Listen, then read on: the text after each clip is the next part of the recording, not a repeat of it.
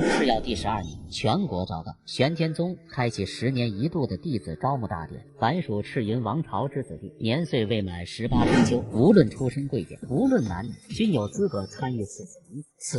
历时月余的大规模选拔落下帷幕，赤云国共甄选出108名杰出少年，他们将踏入那传说中的仙门。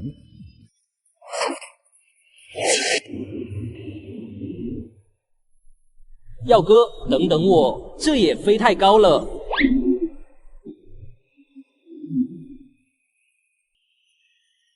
天玄山已至，贫道去请宗门之士下山，各位赤云子弟在此等候，切莫到处走动。妈呀，终于到了，在天上飞的感觉也太刺激了。那就是仙山嘛，好一个钟灵毓秀之地。这天玄山最明显阴气逼人，可细细观之，却是阴气无尽，犹如乱葬岗，一是大凶之地。耀哥，你看，这明明是3伏天，一到这天玄山却感觉凉飕飕的呢，这修行圣地果然不一般啊！稍微顶着，且让本座来掐指。这么多生气以后诸位就都是同门了，此等缘分不得不珍惜。鄙人张三，祝各位师兄弟师姐妹道途顺利。成仙成个屁！呵，这次选出来的孩子质量都挺高的。小娃娃，无需言谢引入仙门之恩，毕竟我等也不是仙门。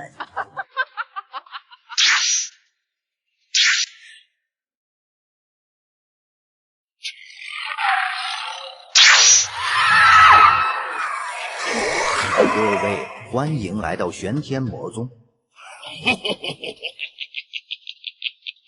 仙长，不管玄天宗是何根脚，弟子都仰望本宗啊！求仙长。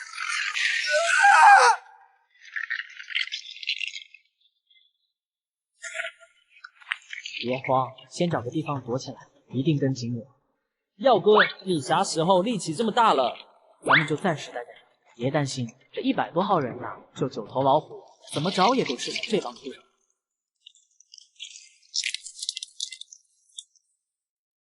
耀哥要拉他们一把嘛，万万不可多管闲事，且记住尊重他人命运。小二，你有点太生硬了。那少年，我拉他一把，似乎能得到一些妙处。耀哥，你刚才不是说要减少助人情节，尊重他人命运吗？话又说回来，社会还是要多些温暖，多点爱。在下李康，谢谢这位兄弟搭救。耀哥，再多给社会一点温暖嘛。射人就不了。耀哥，我的家乡有一招土匪绝技，习得此技除恶虎如虎。滑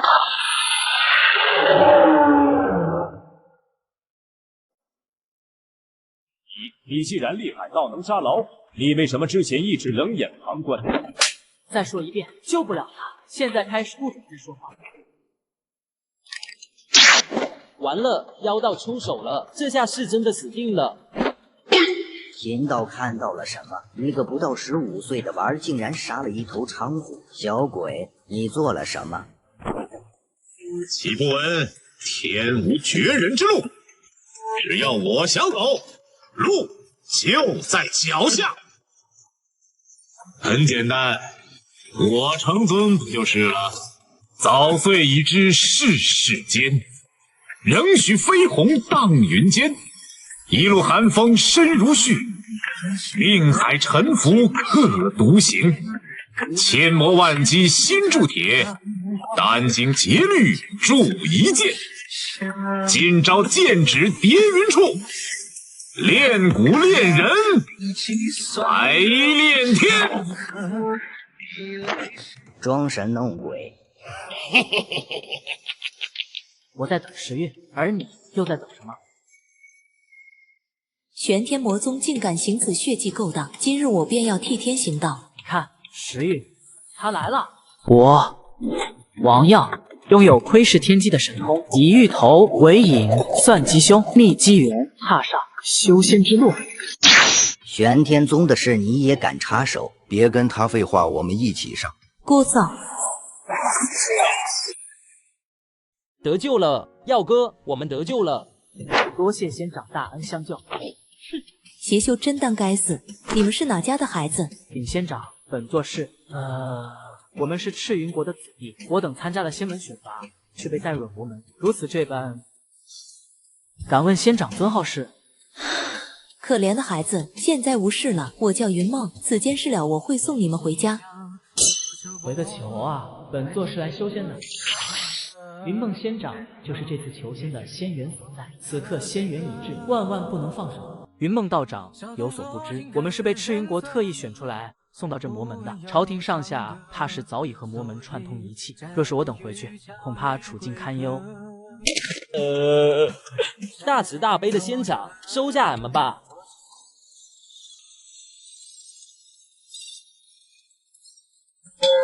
我从没招募过弟子，也罢，我带你们回去。不过在此之前，何人敢闯我天玄魔宗？哼，魔修当诛！这女人什么来头？3位长老全都被杀了，可恶！仙女饶命，我只是一个打工的，宗门倒闭，不要为难员工啊！什么妖言妖语，受死！耀哥，你在干嘛？小二，你帮我一起找，他们身上应该有一种小袋子，或是戒指什么的，都找出来。此魔宗的为首的魔头已被我诛灭，也算是替你们报仇了。他应该是首领吧？孟仙长，这应该是那些妖道的储物袋，请仙长收下。剩下这个是个杂毛筑基的储物袋，本姑娘看不上，你若要修仙，对你却有不小的帮助。谢过云梦仙长。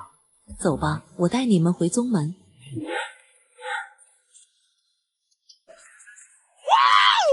卧槽牛掰！修真界宗门不计其数，多如繁星，我们玉虚山便是其中日月，实力底蕴可是无比的雄厚。修仙界5大顶级宗门，万仙盟5大常任理事宗，我玉虚山便是5绝之一。没想到开局就是如此顶级，看来拜入仙门一事仍有变数啊！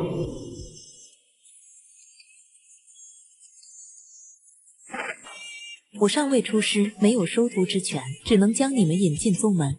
想拜入玉虚山，仍需通过入门考核，天赋心性缺一不可。我已经和师父说了你们的情况，你们由我从魔宗救出，根脚不明，所以你们的心性测试时，还顺带考验你等的品德。若是你们这2项没有达标，就算求我也没有办法。跟我来吧，心之考验，问心关。云梦仙长，何为问心关？简单来说，就是检测你们是不是良善之辈。你们从魔宗而来，若是心怀不轨，便会被这一关淘汰。多的我也不说了，说太多对你们的考核反而不好。问心关一开，你们是没办法说谎话的，无需多想，如实应对即可。玉虚山不收品性恶劣的为恶之辈，你们若是无愧，可登堂入室到我身前。半炷香的时间，诸位，请吧。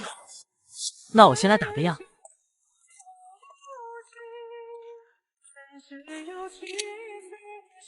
怎么回事？这是像是被无形锁链束缚一般。没道理啊！我王耀算不上好人，你算不上恶人吧？王耀，你对那些死去的孩子冷眼旁观，你不会觉得愧疚吗？如此冷漠的你，品行难道不恶劣吗？我王耀拥有窥视天机的神通，以芋头为引，算吉凶，逆机缘，踏上修仙之路。好小子，背后给我捅刀子！芋头之前分明指引，这是怎么回事？还以为救了他能得到什么，结果就这样，得了一个教子。哎，那孩子怎么突然开始拱火？在问心关测试关键时候，此刻又遭他人问责。那个叫王耀的孩子想通过这问心一关，怕是难了。李康，你在狗叫什么？小二，不要浪费时间，准备闯关。可是，专心完成测试，不用担心。耀哥，我相信你，这畜生拦不住你的。小孩子天真，不知大道无情，修道之路步步维艰，差之毫厘便失之仙缘。那名叫王耀的孩子，难上又难。王耀，你就止步于此，给我烂在这里吧。你问我那些孩子在我面前死去，我是否愧疚？我问心无愧。你明明就在那里见死不救。哥哥，你怕不是忘了你是谁救的？况且他们也死在你的面前，你为何不去救？这跟我有什么关系？你有能力你就应该去救人啊！靠你脖子，跟我玩能力越大，责任就越大。哎，说到底，本座就不算什么正儿八经的。既然如此，也罢。今日我在魔宗祭坛以全力，不过，我也的确不是什么良善人，说我性格有些恶劣，我并不。哈哈哈！终于承认了自己不是良善之辈了。王耀，我看你还怎么过这问新关？王耀放弃了吗？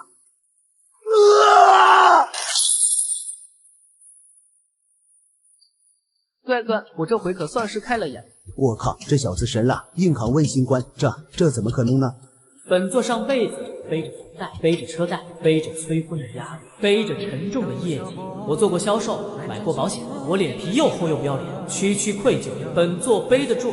怎么会这样？不是说非良善之人不可过吗？王耀怎么还没被淘汰啊？找我是吧？看本座断你先途。我品行不太良善，所以睚眦必报。李康，是我救了你的命，可你却对我心怀恶意，如此恩将仇报，这问新关，你过得去？混蛋！王耀是人都能过这位新关，我凭什么走不了？凭什么？耀哥，我就相信你一定可以的。恭喜，问新关已过，下面试测根骨。唉，这孩子的心性和天赋都不太符合玉虚山的要求。我靠，那某人落选了。硬抗问新关，却倒在了灵根上啊！云梦仙掌，不知这颜色和形状代表什么？修仙天赋根骨共分9品，白、赤橙黄绿青蓝紫黑，其中白色为1品天赋，可成天灵根，世间罕有，自白至黑，品级依次后排。你所显黄色为4品灵根，王小二则为3品，方青青是2品。如此，王小二和方青青可入我仙门，而你的灵根着实有些普通，很可能无缘玉虚仙门。耀哥，4品灵根听起来还行，好歹是个中上之资，这都进不来。4品灵根资质尚可，5品灵根之上都能在修仙意图有所建树，但4品灵根已是仙道飞升的最低门槛，哪怕打上一丝丝的折扣都会无缘大道。漫漫修行路上，总会有事情造成阻碍，踩着底线的4品灵根几乎无法成仙，所以我玉虚山收徒极少接纳3品天赋以下的弟子。飞升成仙，敢问仙长，近些年来可曾有人飞升？没有，修真界已近万年无人飞升了。不过我玉虚山身为5大顶级仙门之一，当以仙道飞升为目标，不可能飞升的人为什么要收进门内？收进门派打杂吗？若没有这等理想，玉虚山就不配称之为顶级仙门了。此间测试已被升仙堂长老看在眼里，现在就等结果吧。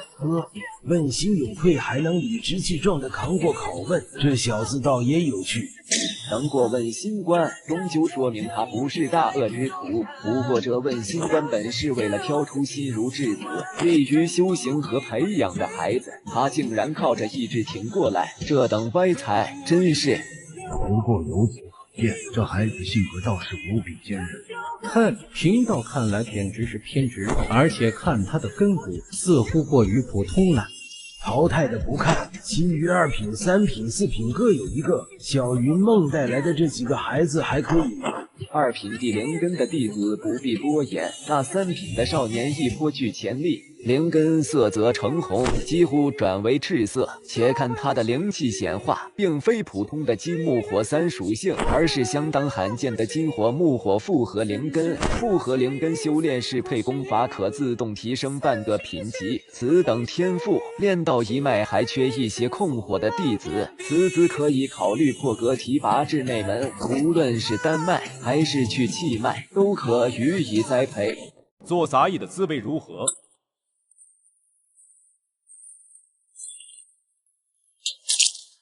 啥鸟？我王耀拥有窥视天机的神通，以芋头为引，算吉凶，逆机缘，踏上修仙之路。选拔结果已出，通过者王小二、方青青入内门。仙长，你这就念完了，耀哥呢？王耀并未入选，你也不用灰心。4品灵根虽无缘玉虚仙门，但也是修仙的好苗子，我们可引荐你去其他门派修行。去其他仙门修行？行吧，此处不留爷，自有留爷处。好的本科不比专科差，本座身负逆天气运，何处去不得？30年河东，30年河西，莫欺少年穷。看来本座出了玉虚山，必死无疑啊！我觉得我和玉虚有缘。我已经说过了，我没有收徒的权利，没通过考核，求我也没有办法。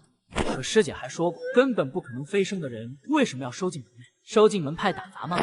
对啊，我是说过，不可能飞升的人收进来打杂吗？很简单，我当杂役不就是了？当杂役弟子，你过了问心关，灵根也达到飞升门槛，确实可以在玉虚山做杂役弟子。可杂役弟子十分辛苦，并且资源极少。但以你的根骨，若去其他宗门，可做内门弟子。在你这打基础的年纪，一步慢，步步慢，若是耽误，日后难以弥补。你真要留在玉虚山当杂役弟子吗？我已经想好了，去了其他宗门就会犯法修行。为了小命小人，当杂役弟子也挺好的嘛。杂役弟子应该也有机会晋升成为外门内门。虽然可以，但是晋升一世机会渺茫，且异常艰难，每10年也就只有1、2人可以晋升。天下仙门如此之多，你为何要在玉虚山当个杂役？我的命是云梦世界里，有恩必报，就是我王某人的道。我只想在云梦世界升天，以报大恩大德。更何况我见识过了玉虚山的人，见识到了各位师兄师姐的仙人之姿，实在是一心神往玉虚，还请师姐收下弟子。好吧，既然如此，王小二、方青青一会去百凡殿入弟子籍，王耀去杂役处报道。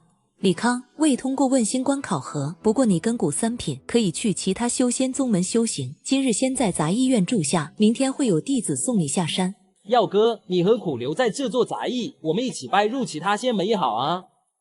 你不懂，开局杂役处，这便是凡人修仙流的常规开局。杂役处这种逆天之地，正适合我大展拳脚。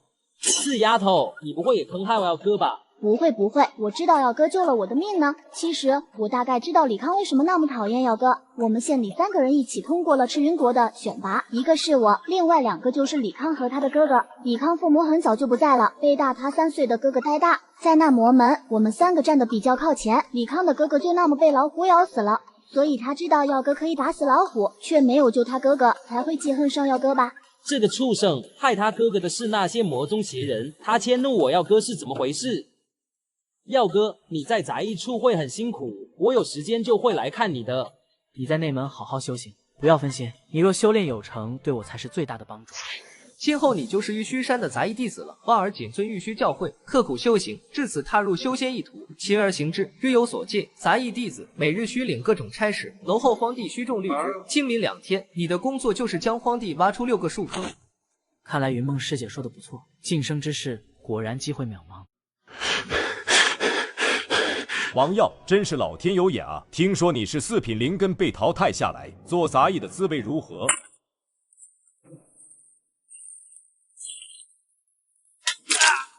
傻鸟！王耀，我告诉你，我的天赋比你要好。30年河东，30年河西，莫欺少年穷。我会拜入其他仙门，而你就给我烂在杂役处吧。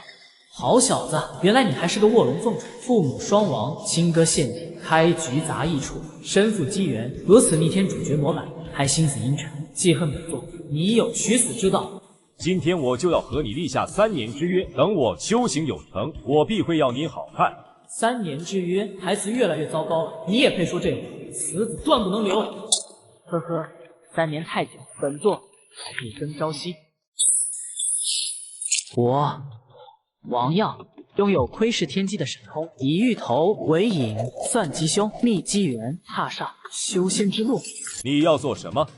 哼，这里是仙门，你王耀还敢在这里动手不成？李康万万没想到，王耀不仅敢在仙门内对他动手，更是敢在仙门之内杀人。饶我一命，求你饶我一命！这都没死，这么命硬，果然有主角之姿，此子断不可留。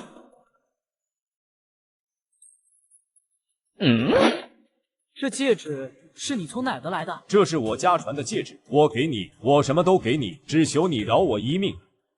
饶你一命可以，考你一个问题：修仙界有哪些境界？炼气、筑基。错，修仙界只有3大境界，那便是道友、蝼蚁和气。再给你一次机会，你觉得你是什么境界？道友。不好意思，你是蝼蚁，呵呵。呼吸，头晕是正常的。此时的王小二和内门的师兄问了杂役处在什么地方，王小二便匆匆下山而行。他去杂役处，既是找王耀，同时也找李康。下午云梦师姐在场，我不敢动手，这个李康敢欺我耀哥，耀哥心慈手软，不把你放在心上，我王小二可饶不了你，待我给他几10个耳光，让他长长记性。耀哥，哦，小二，你怎么来了？我来教训李康，还没凉透，你要不趁热教训教训？王小二有点懵，他只是一个15岁的孩子，虽然这几天已经见过很多死人，可王耀亲手杀人的这一幕，还是让他内心狂跳，缓不过神。我帮你挖个坑，把他埋起来，要是被人发现了就完了。你先跟我把他抬远一点再说。算了，你帮我拿着铁锹就好。月光洒下，群星闪耀，虫鸣声、蛙兔声、哼歌声融合在一起。王耀正给李康准备着新讲，场景显得异常诡异。这时，却有一道呵斥声打破了这诡异荒诞的画面。你们这2个孩子，这是杀了人，准备埋尸。完了！杀人埋尸被发现了。这位师姐晚上好。你把我当空气吗？这位师姐，何出此言啊？我刚才不是和你打招呼了吗？你那么自然的和我打招呼才不正常。你在干什么？你刚才不是都说了吗？我这是杀了人，正准备埋尸。你这杂役弟子竟敢在玉虚山杀人！我翻遍了玉虚门规论，咱们宗门没有禁令弟子不准杀人。这人不是我仙门弟子，而是我一堂家。此人和我一起参加问心关，我曾救他性命，他却恩将仇报，在问心关上苛责质问我，险些断我仙途，断人财路，如杀人父母，阻人前途更是如此。如此祖道之仇，我杀这忘恩负义之辈，实属天经地义。你这小孩不知大度一些，小年纪就杀人不长眼，不怕被逐出山门？德报怨，何以报德？当以德报德，以直报怨。而这人不过一个忘恩负义、以怨报德之辈，实在是死不足惜。至于掩埋尸体，也并非为了隐匿罪行，师弟只是怕这人的臭皮囊脏了咱们玉虚山，这才准备把他埋起。不用挖了，既然是不想这人的尸体脏了咱们玉虚山，我帮你把他给扬了就是。你们是云梦师姐带回来的弟子吧？今天的事我有听说，你就是那个要当杂役弟子的人呀？正是弟子。我叫韩青，在外门授课。云梦师姐托我照顾你一样，你平日做完差事，可来百凡峰外门找我旁听。时间不早了，该回去休息。修仙一术始于炼气，气者实乃天地之所运灵书，寓于鸿蒙，化于万物。什么鸿蒙安卓？这书谁出版的？完全看不懂，差点把你给忘了。王耀能探查到这是机缘，可直到现在也并没有发现这戒指有什么奇特。研究了一会，也研究不明白。王耀便准备上床睡觉，可突然心里一动，又瞅了瞅这个戒指，心里生出一股既视感。古朴黑色，不知是何材料所铸，再结合李康糟糕的台词，什么30年河东，3年之约。卧槽，这戒指里面该不会有个药老吧？小楚南，你丫的！没摸过女人的手是吧？说好一起去网吧开黑的呢，一个人去什么握手会，也不带上我。我王耀拥有窥视天机的神通，以芋头为引，算吉凶，逆机缘，踏上修仙之路。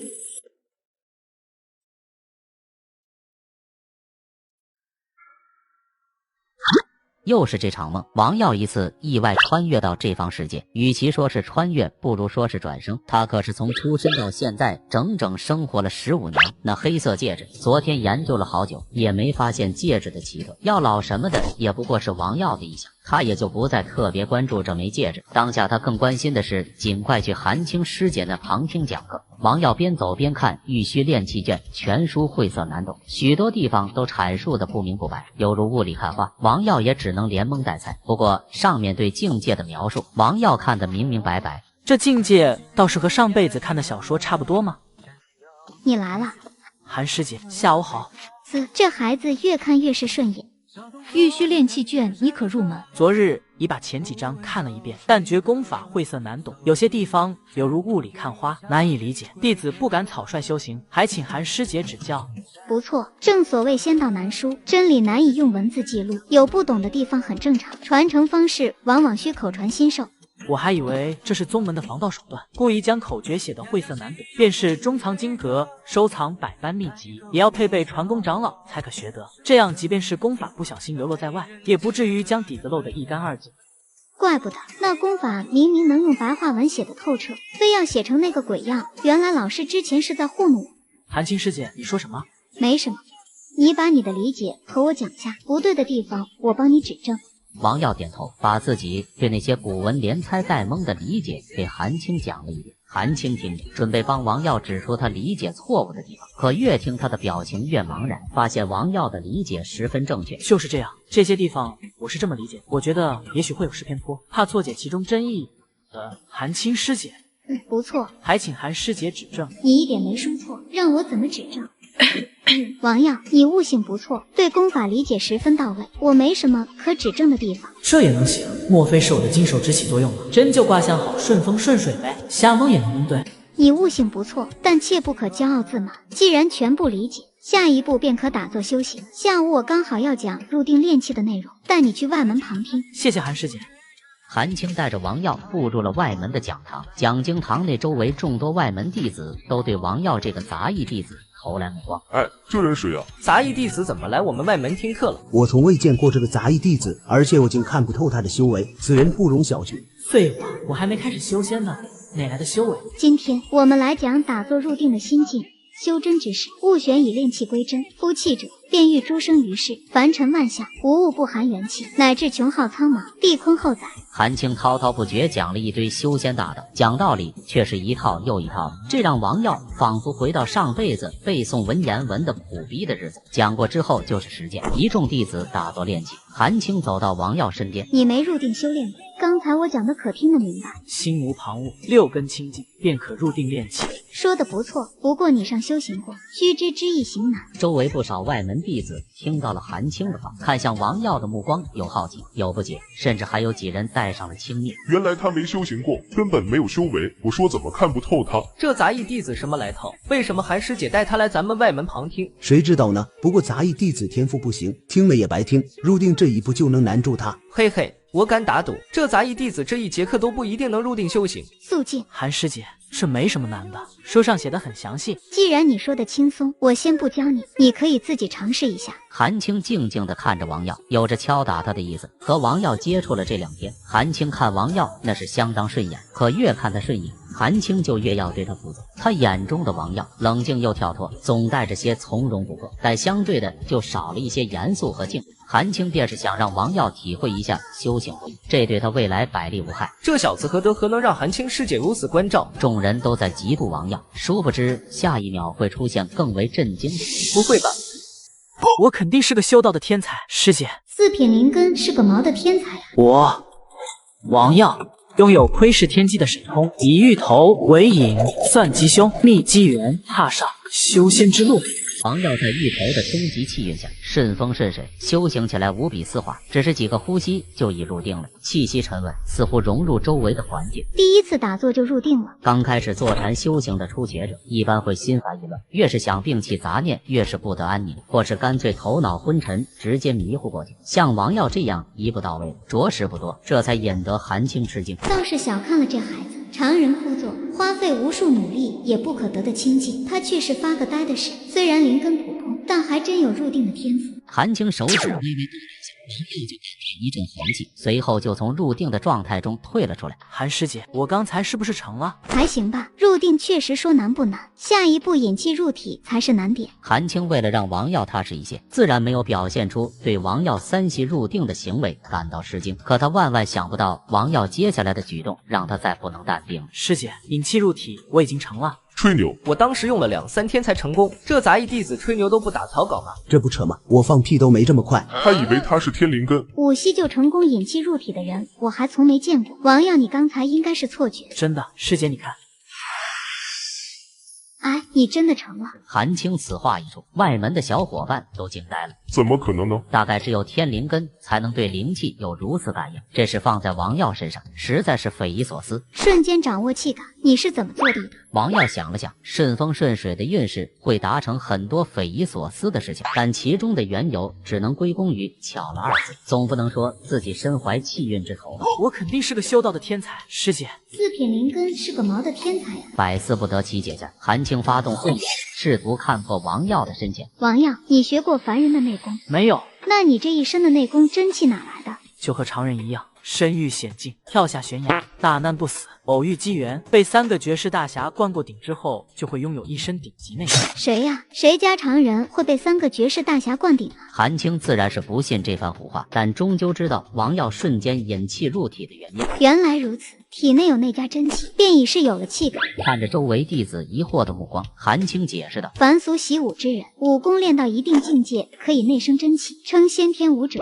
这内家真气便是打通了经脉，便是没有灵根之人亦可感受天地灵气，练到精深，甚至可以武入道。王耀身怀内力，所以感受灵气这一步自然没有门槛，运行法门便可引气入体。众人这才了然，看向王耀震惊的目光逐渐化为心安。只要不是什么天灵根的修炼天才，这帮弟子也就踏实了。既然你已经成功引气入体了，下一步就是构筑炼气。这天地灵气入体即散，修饰第一境为炼气期，就是要在丹田构造炼法气血，以炼之法炼化灵气入体。修炼之法几经先人改良，从原本的聚气、凝气到如今的炼气，终于完善。第一次构造气旋更不用着急，炼气不易，气旋易碎，需多尝试，多找感觉。我帮你看功，可指出你失误的地方。有劳师姐。韩青体贴负责的样子，又让不少外门弟子心里很不是滋味。这小子何德何能让韩青师姐如此关照？体内灵气依着王耀的气感和引导，缓缓在丹田汇聚成一个小小的气旋。韩坐的王耀呼吸吐纳不小心急促了几分，丹田处的气旋便立刻不稳了起来，眼看就要崩溃。这时在顺风顺水的影响下，王耀突然觉得鼻子一阵瘙痒，猛地打了个喷嚏。在一旁为王耀看功的韩青叹了口气，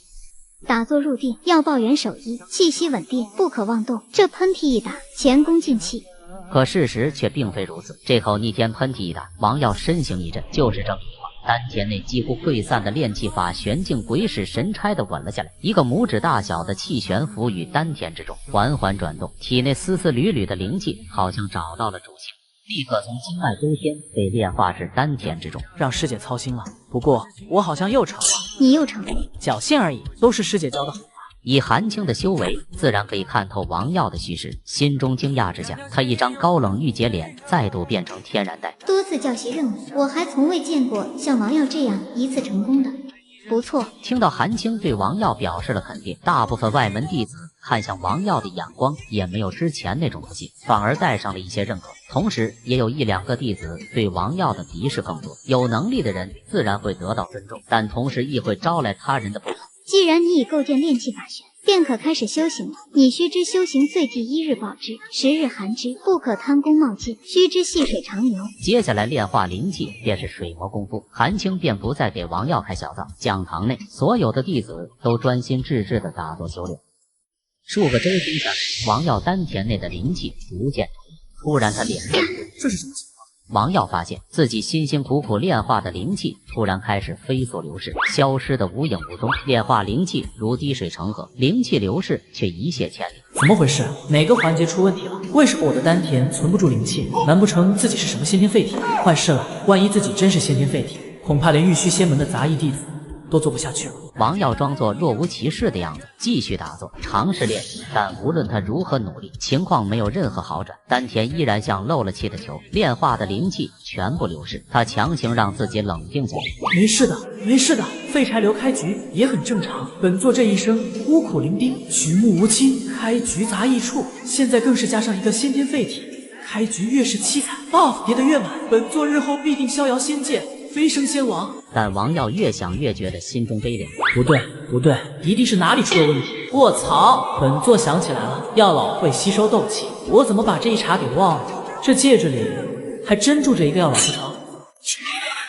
姐，大梦一场3000载，是谁唤醒了老祖？阁下可是药老？药老？什么药老？老祖名为玉小刚。我屌你个！为什么这戒指里会钻出来一个玉小刚啊？我王耀拥有窥视天机的神通，以芋头为引，算吉凶，觅机缘，踏上修仙之路。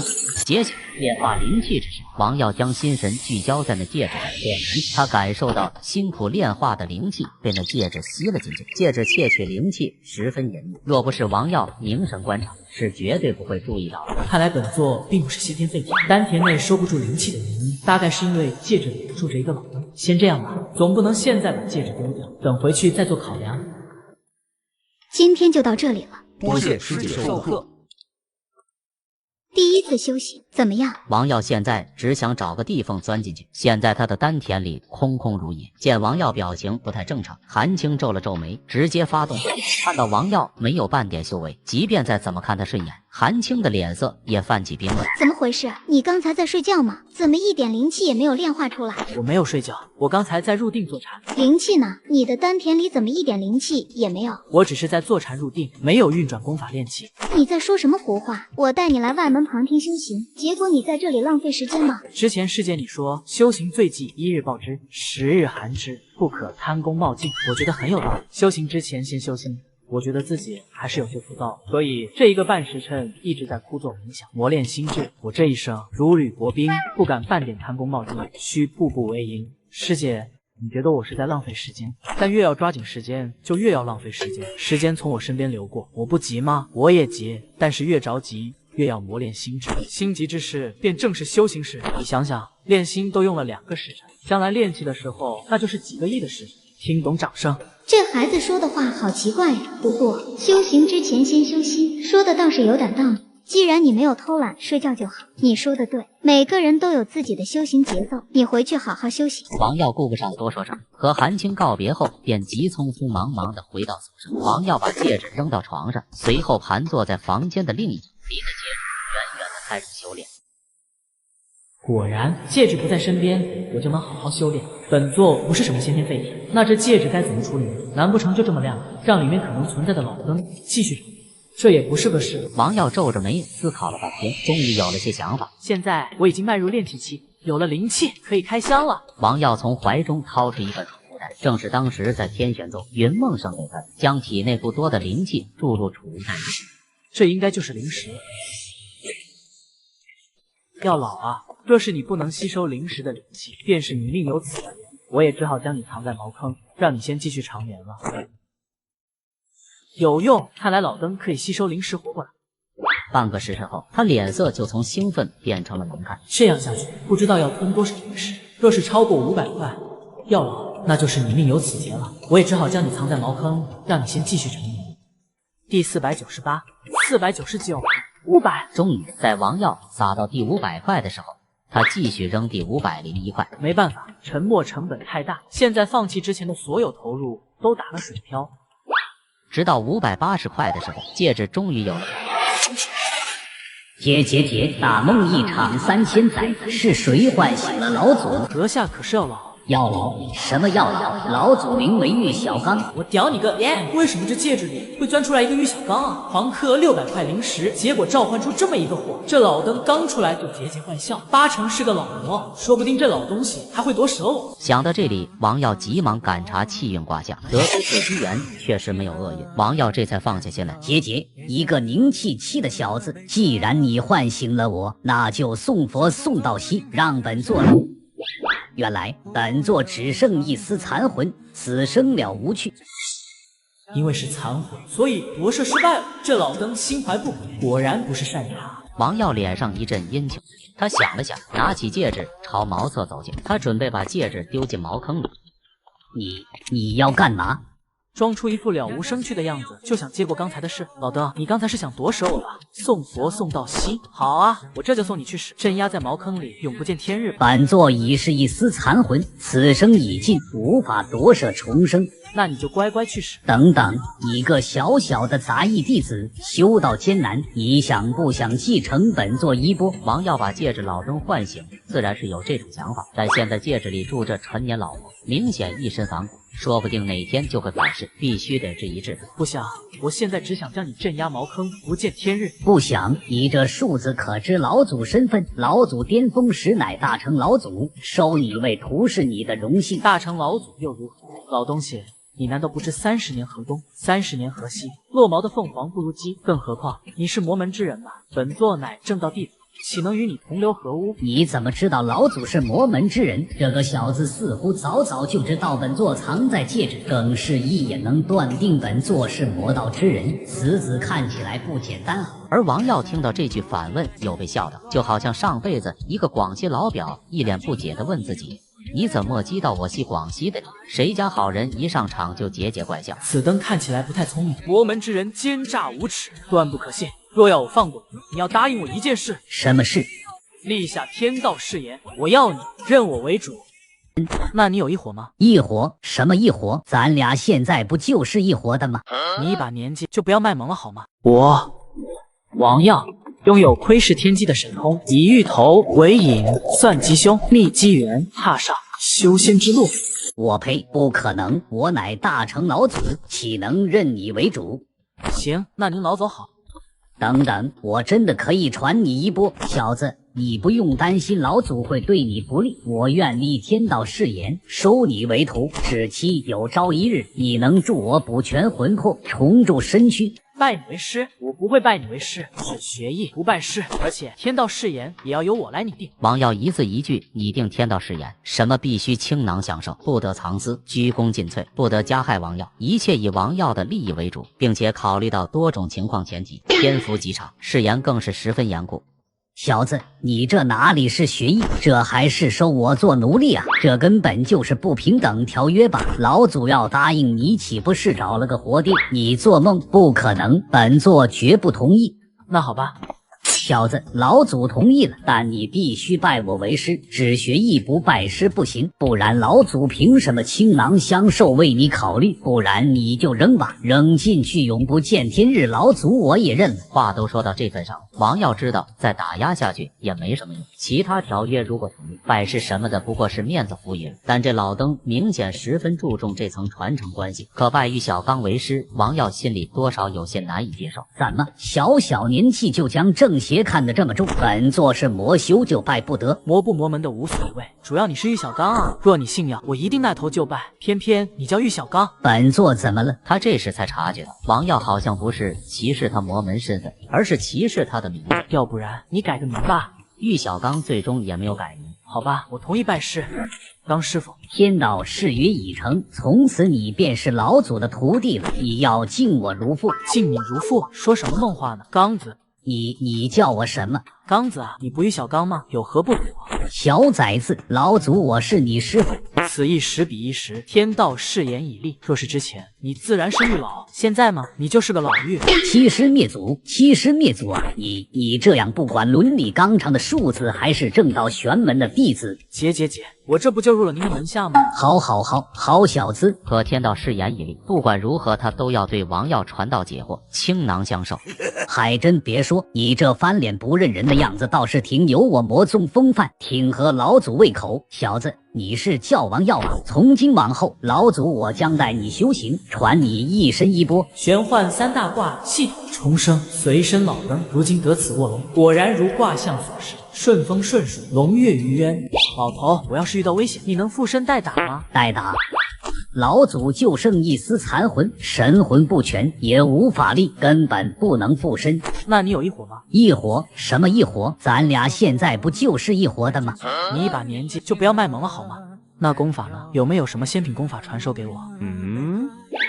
他是残魂，关于过去的记忆很多都已遗失，哪里还记得什么功法？修仙百艺呢？修仙百艺，老祖我那时候只有修仙四艺，丹气镇符。这老货落伍了呀，丹气镇符也行。如今这也是四大主流。老祖我原来自然是四艺大宗师，如今这些技法都想不起来了。老头，你耍我？功法记不起来，修仙四艺也忘了。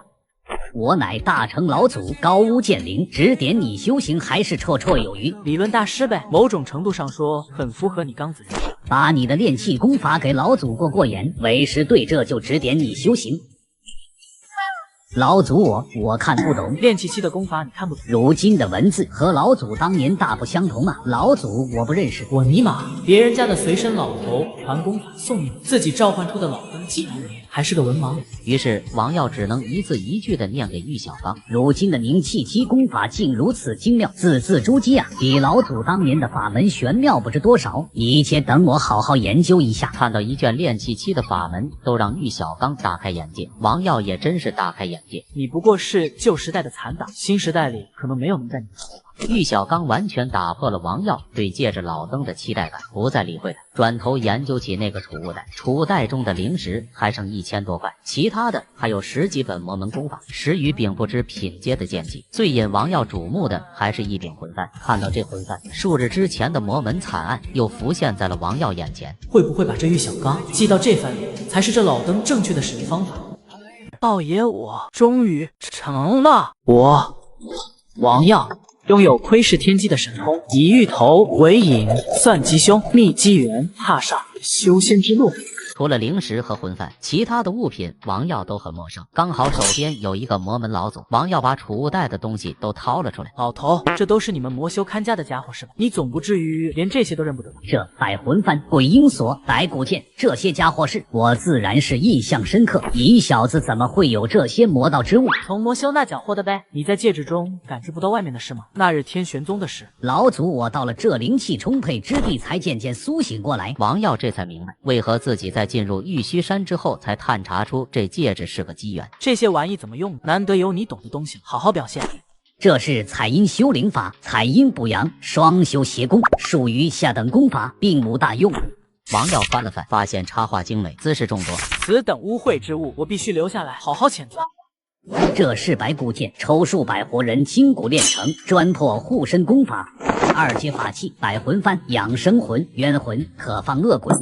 最恶毒的还是这个血鹰锁，由婴儿血水炼制，专门污人神识法器。听到这些恶毒的词汇，王耀虽然自认为下限较低，但仍然皱起了眉头。尼玛，婴儿都不放过，真是该死！这魔修果然都是一帮畜生。玉小刚感觉有被冒犯的，满眼不屑，轻蔑的：“小子，你还太年轻，太过妇人之仁，岂不知这世界就是人吃人？即使是正派玄门，也不过是一帮打着正道旗号的伪君子。看你一副妇人之仁的样子，那这些法器你怎么处理？”王耀看着这一套装备，每一件都是邪气凛然，血迹斑斑，带着这几件套出门，会被玄门正道给打死吧？不过让王耀扔了，却都留着吧。你们这些玄门正道果然都是伪君子。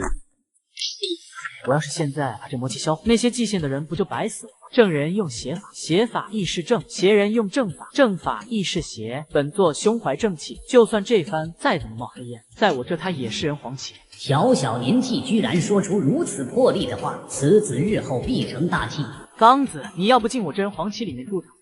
混小子，那老子就真的死了，其他东西也就罢了，血鹰锁你小子也要留着。你不说这玩意污人神识，法宝不是挺好用的吗？此等埋汰人的邪气，老祖当年可不会用，这是最下等的邪修才会练的玩意。埋汰人，最下等就好像往法器上屙屎拉尿，对敌时用来恶心别人。哦，懂了，果然好用。此子天生的魔修苗子。这么片刻的功夫，玉小刚魂体暗淡的机不可见，急忙钻回戒指里。这里可是仙门，魔修可是要进猪笼的，你藏在戒指不会被发现吧？我乃大成老祖，我若不现身，谁能发现？话说这小子是怎么发现老祖我的？看不透，而且这小崽子行为举止完全不像这个年纪的孩子。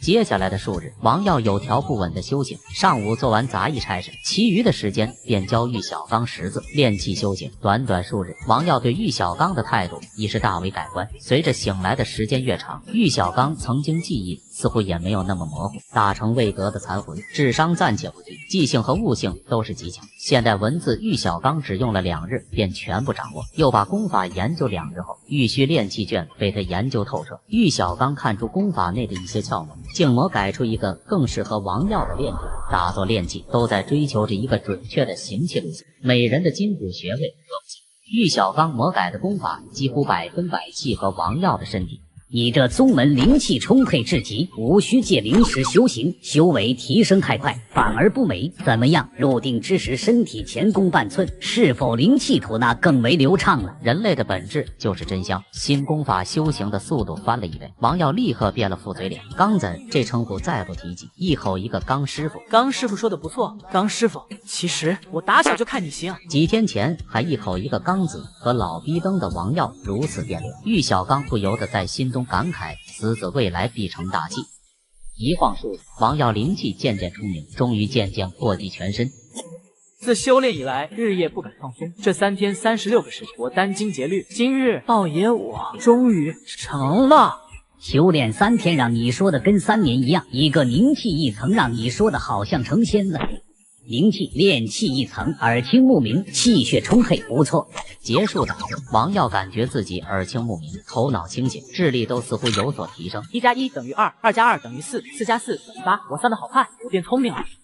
明显算错了吧，小子！你就说快不快吧。王耀欣喜地感受着身体的变化，至此不再是凡人。从今天起，每天的差事你替我干，这样我1块零食都不用花。我乃大成老祖，你这逆徒敢让我做杂役？老登愚蠢！我现在最宝贵的就是时间。我王耀拥有窥视天机的神通，以芋头为引，算吉凶，觅机缘，踏上修仙之路。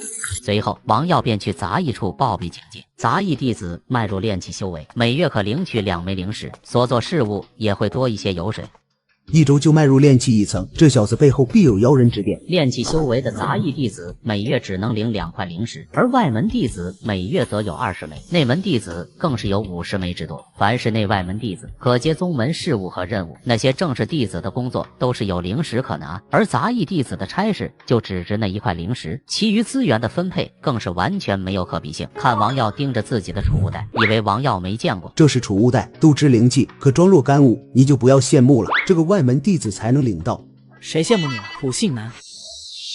既已炼气，便可不用一直做苦工。今日事务，除去伐树的苦工，你还可以从中挑选青云峰采灵草，百凡殿整理资料，福禄堂分割符纸。采灵草和整理资料的牌子还剩好几个，唯独分割符纸的牌子仅剩1个。师弟，我推荐你选材切符纸，不仅任务轻松，还可以旁听一些符箓之道，甚至还能拿到1、2张符箓，是杂役弟子里最上等的美差之一了。快，选材符纸，让老祖看看当今符箓有何进展。王耀想了想，并没有立刻伸手。他记得当时坐着非洲，在玉虚山脉惊鸿一瞥，曾看到数十道机缘，其中某一道机缘之光的地点应该在采灵草任务的青云峰。这样的话，应该选青云峰的任务才是。住手！哈哈。师弟，让你住手，你还真住手！这最后一个采符纸的名额，手快有，手慢无啊！小子，这能人，干他！干鸡毛啊！王耀本来就不想去接采符纸的任务，不过王耀下意识地打量了一眼那截胡任务的杂役弟子，随后一愣，只见那选材符事务的弟子在拿起牌子之后，头顶竟冒出了丝丝缕缕的黑烟。你真要选这个采符纸的任务？哎呀，师弟啊，多说无用，要怪就怪你太犹豫。就算你再怎么求我，采符纸的任务我也不会让给你的。哈哈哈哈！牛的，这不是上赶的找死吗？算了，命该如此，我选采灵草。小子，你怂什么？干他！给老祖干他！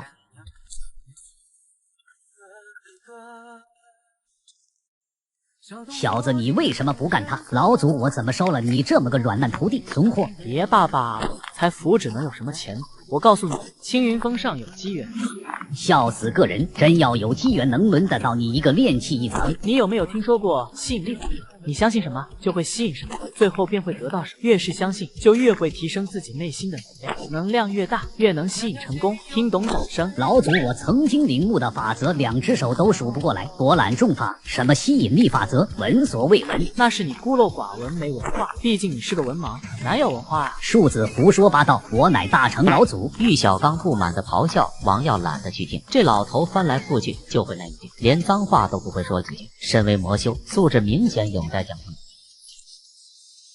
小子，杂役弟子每天都要分心做差事，太浪费时间了。你灵石不少，不如花个5、6块灵石雇个杂役弟子替你干活，肯定有人愿意。你要不要听听你在说什么？我现在1个月才能拿2块灵石，你让我花5块灵石雇杂役，太浪费了。庶子愚蠢！你现在最宝贵的就是时间，灵根普通，还将时间花费在做杂役上，太小家子气了。你说的有点道理，但不多。我为什么要花灵石雇人？我知道已经有不小的行动力了。从今天起，每天的差事你替我干，这样我1块灵石都不用花。我乃大成老祖，你这逆徒敢让我做杂役？老登愚蠢！我现在最宝贵的就是时间，灵根普通，还将时间花费在做杂役上，太小家子气了。随你怎么说，老祖我绝不。这随身老灯真是越来越好用了。刚师傅辛苦了，又帮我节省1小时的修炼时间。小子，药采的差不多了，你说的机缘在哪？那我们继续走吧。对了，还得辛苦你背着背了。臭小子，你是故意折腾老祖我是吧？你不是有储物袋吗？哎呀，你瞧我这脑子，把这茬给忘了。到了。哪呢？这不是死胡同吗？也没路啊！天天嚷嚷大成老祖，大成老祖，你行不行啊？瞧好了。小子，你怎么知道这里别有洞天？都说了吸引力法，要相信相信的力量。正所谓念念不忘，必有回响。人类的精神力量是无比强大的，只要意志坚定，就不可。我悟了，道爷，我悟了，我终于明白这一切了。停响，快停响，别灌注灵力了。我王耀拥有窥视天机的神通，以芋头为引，算吉凶，觅机缘，踏上修仙之路。等等，这是。余不喜大道争锋，只爱种植垂钓，品茶作画。此处暗含道蕴，余在此感悟，画到49日，终至小成，留下一画道传承。玉虚山有缘弟子可得。传承真有机缘不成？哈哈哈，小子，这真有机缘也早被别人寻走了，怎么会轮得到你？不对啊，哪个环节出错了？等等。无缘者，明知在眼前也会视而不见；有缘人，经藏于时也能发现。这竟然是道运！小子，快把那珠子捡起来，让老祖好好看看。我说什么来着？老登还敢质疑我？生鱼片是死鱼片，咖啡因来自咖啡果，半径越大则直径越大。两个字其实是三个，等红灯其实是等于灯，救火其实是在灭火。太空有空间站，太极没有空间站。掉地上了其实是掉地下。自己的年龄乘以2，再减去自己的名，就能得出自己的真实年龄。奶酪越多，奶酪桶越多，奶酪桶越多，奶酪越少，所以奶酪越多，奶酪越少。落后就要挨打，使人谦虚，谦虚使人进步，进步使人骄傲，骄傲使人落后，落后就要挨打，所以落后就会落后，挨打就会挨打。我悟了，道爷，我悟了，我终于明白这一切了。停响，快停响，别灌注灵力了。这是菩提子，怪不得此处会有一丝道运，全是这菩提子所致。悟道之宝菩提子，没错，没错，这可是悟道神器。菩提子乃菩提树精华所化，这可是对大成修士都有用的宝贝。小子，你真是捡到宝了！这里的什么垃圾画道传承，跟这个菩提子比起来，狗屁都不是。菩提子，先天之道一宝，虽然不入品阶，但却是实打实的神技，作用简单却逆天，就是增加悟性。拿着菩提子修行，便是轻度智障也能化为天才。总感觉不太对劲，这机缘哪说来就来的道理？而且这小子就好像一开始就知道那有宝贝，有古怪，大有古怪。菩提子拿在手里，即便不用灵力激发他的知道道运，也让王耀心神宁静，更能接近所谓的天人合一，一定程度上弥补王耀这悟道菩提果然好用啊！臭小子，你跟老祖说说你那什么吸引力法则，他怎么就想学啊？我教你啊！你这样，先这样，再那样，然后再这样。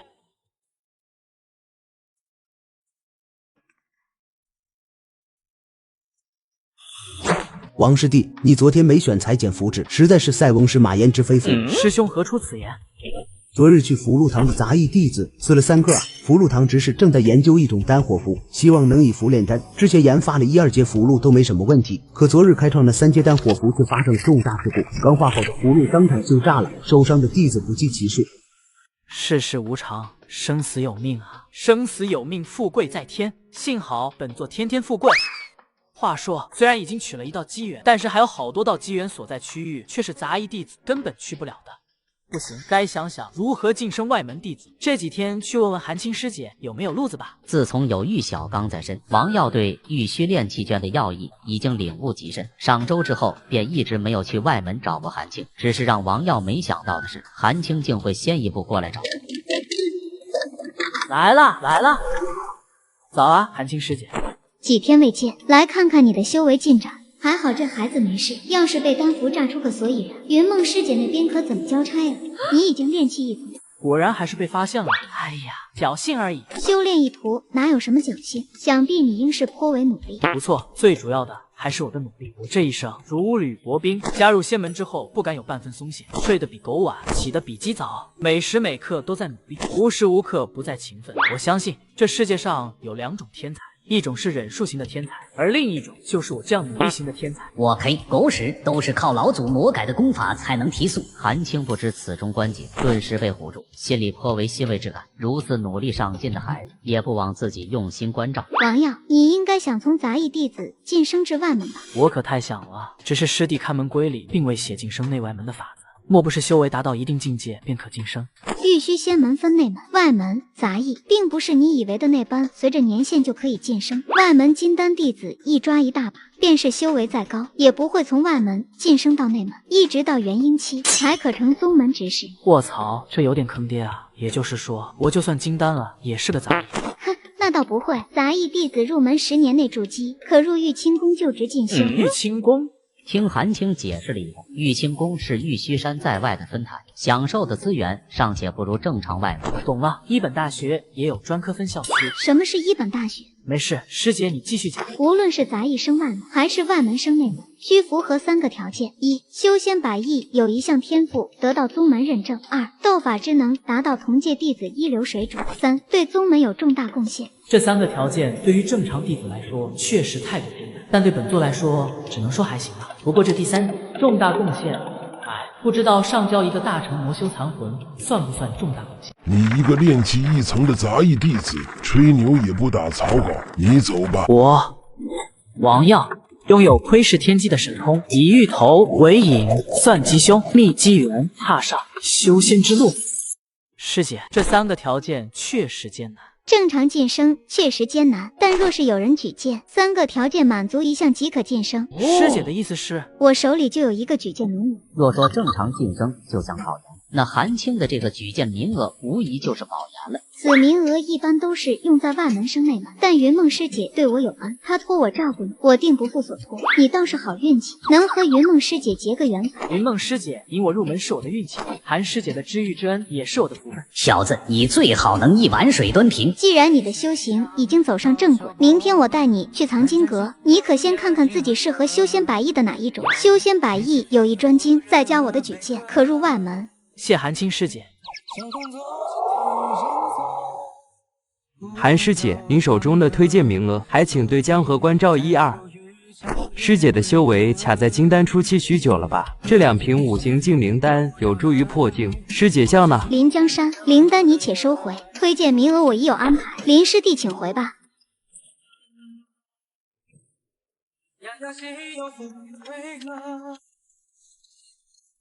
大哥，韩师姐怎么说？这个臭娘们没同意。哥，韩师姐的推荐名额没戏吗？哼，我不知道她是想坐地起价还是如何。不过不急，刚才听她的说法，推荐名额还在手里。韩家本质上是我林家的附庸，等我回去和祖老商量一下此事。他手中举荐名额，我们是势在必得的。你这届的同门，可有在修仙百艺或者斗法上有特别突出的存在？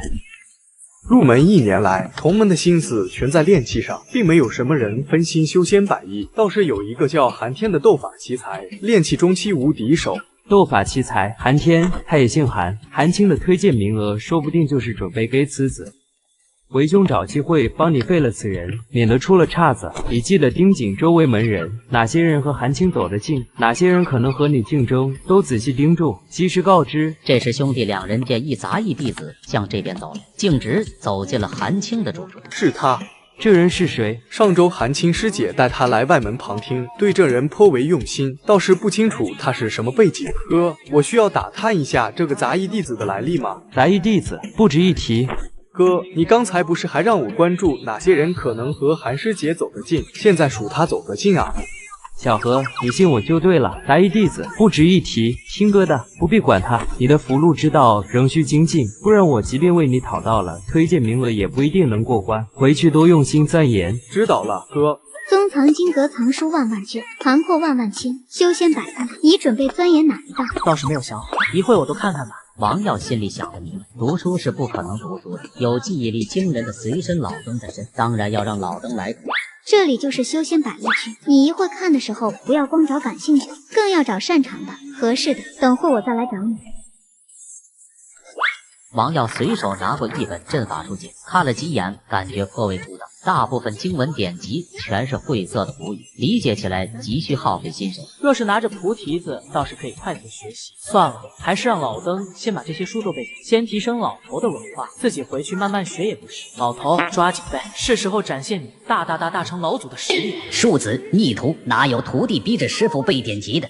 哎，今天你不就见到了？别废话，赶紧背！你现在一问3不知，怎么教我？玉小刚也不在，他如今脑袋空空，正需要被知识灌溉，开始埋头苦读。他是大成禅回，记忆力无比惊人，更有底蕴在身。那些王耀看得艰难的点子，玉小刚只过一遍就全文记住。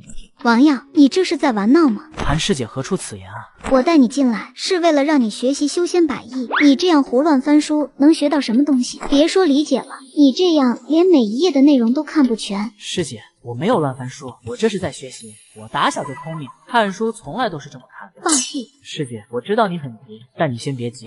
我有什么好急的？你不认真学，没法晋升是你的事情，我有什么好急的？师姐是觉得我没有认真看书，是在浪费时间。其实我这是一种读书法，名曰量子波动速读，运用高感知力进行量子速读，大脑会呈现动态影像，将书本内容完全储存于大脑的记忆宫殿之中，一盏茶的时间便可阅读超过10万字的书籍。真的吗？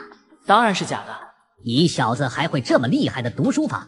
这老傻灯！你听那小子放屁！什么狗屁量子波动速读！老夫在这藏经阁镇守多年，上至仙家一流功法，下至凡间奇技淫巧，什么邪门之术老夫没见过。你这量子波动速读却闻所未闻。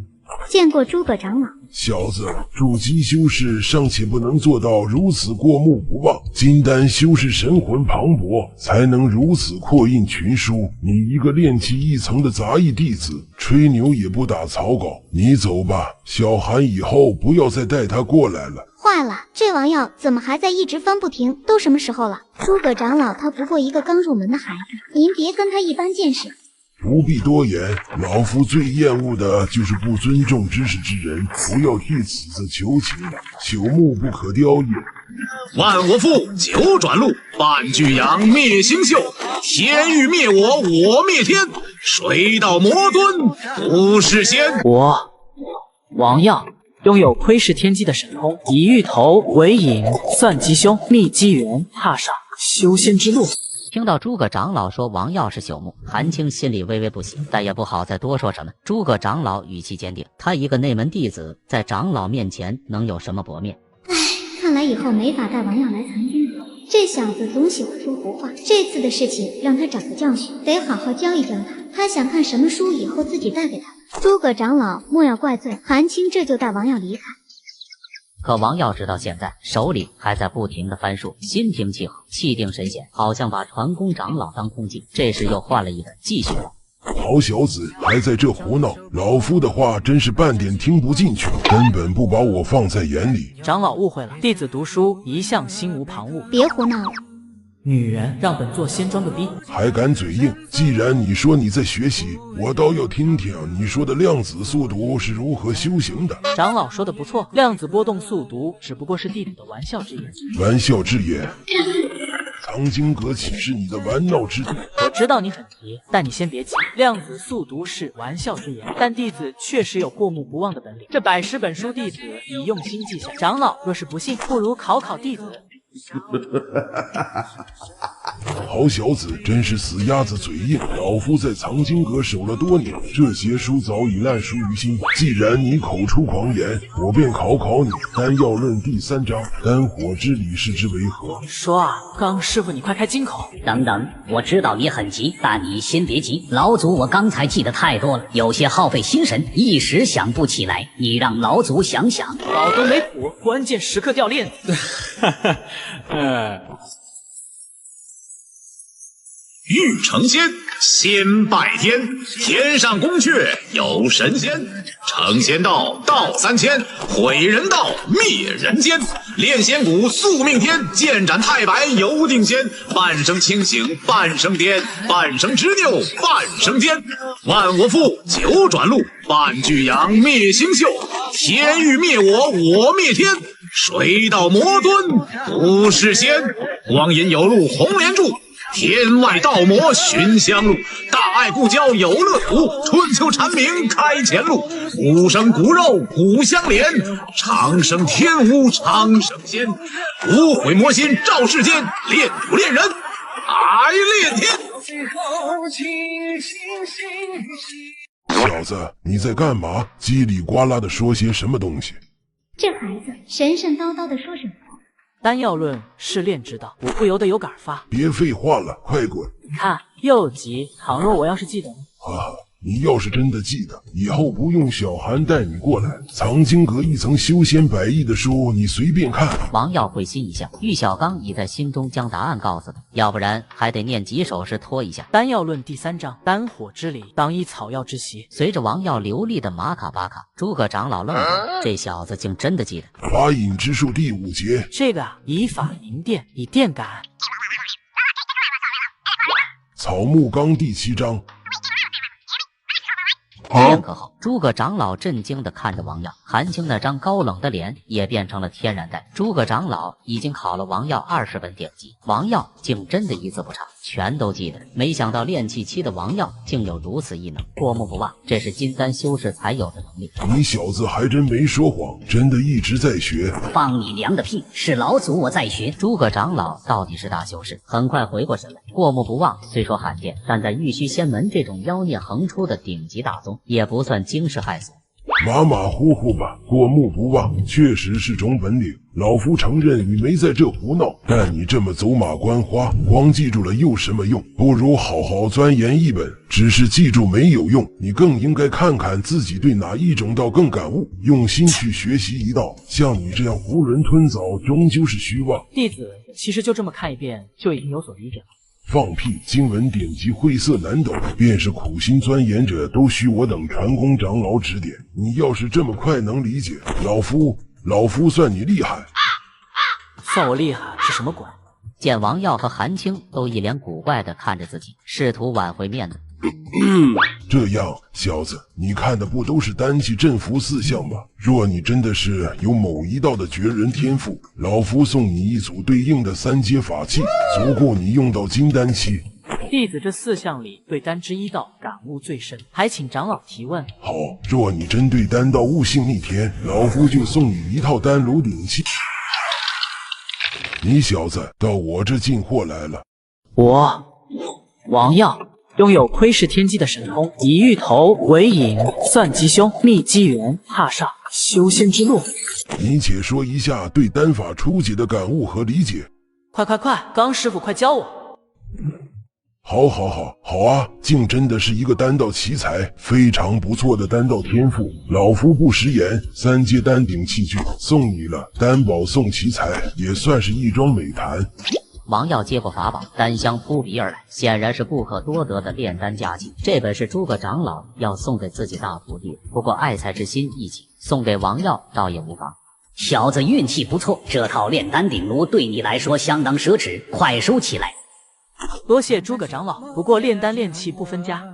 其实弟子在气道上也颇有心得，丹宝气宝送奇才，不更是一桩美谈？3000大道能在一项上有顶级天赋已是大幸，炼丹与炼气岂能如此简单兼顾？不过若你在气道上的天赋真能让老夫满意，这道3阶火炼符老夫也赐予你。还请长老提问。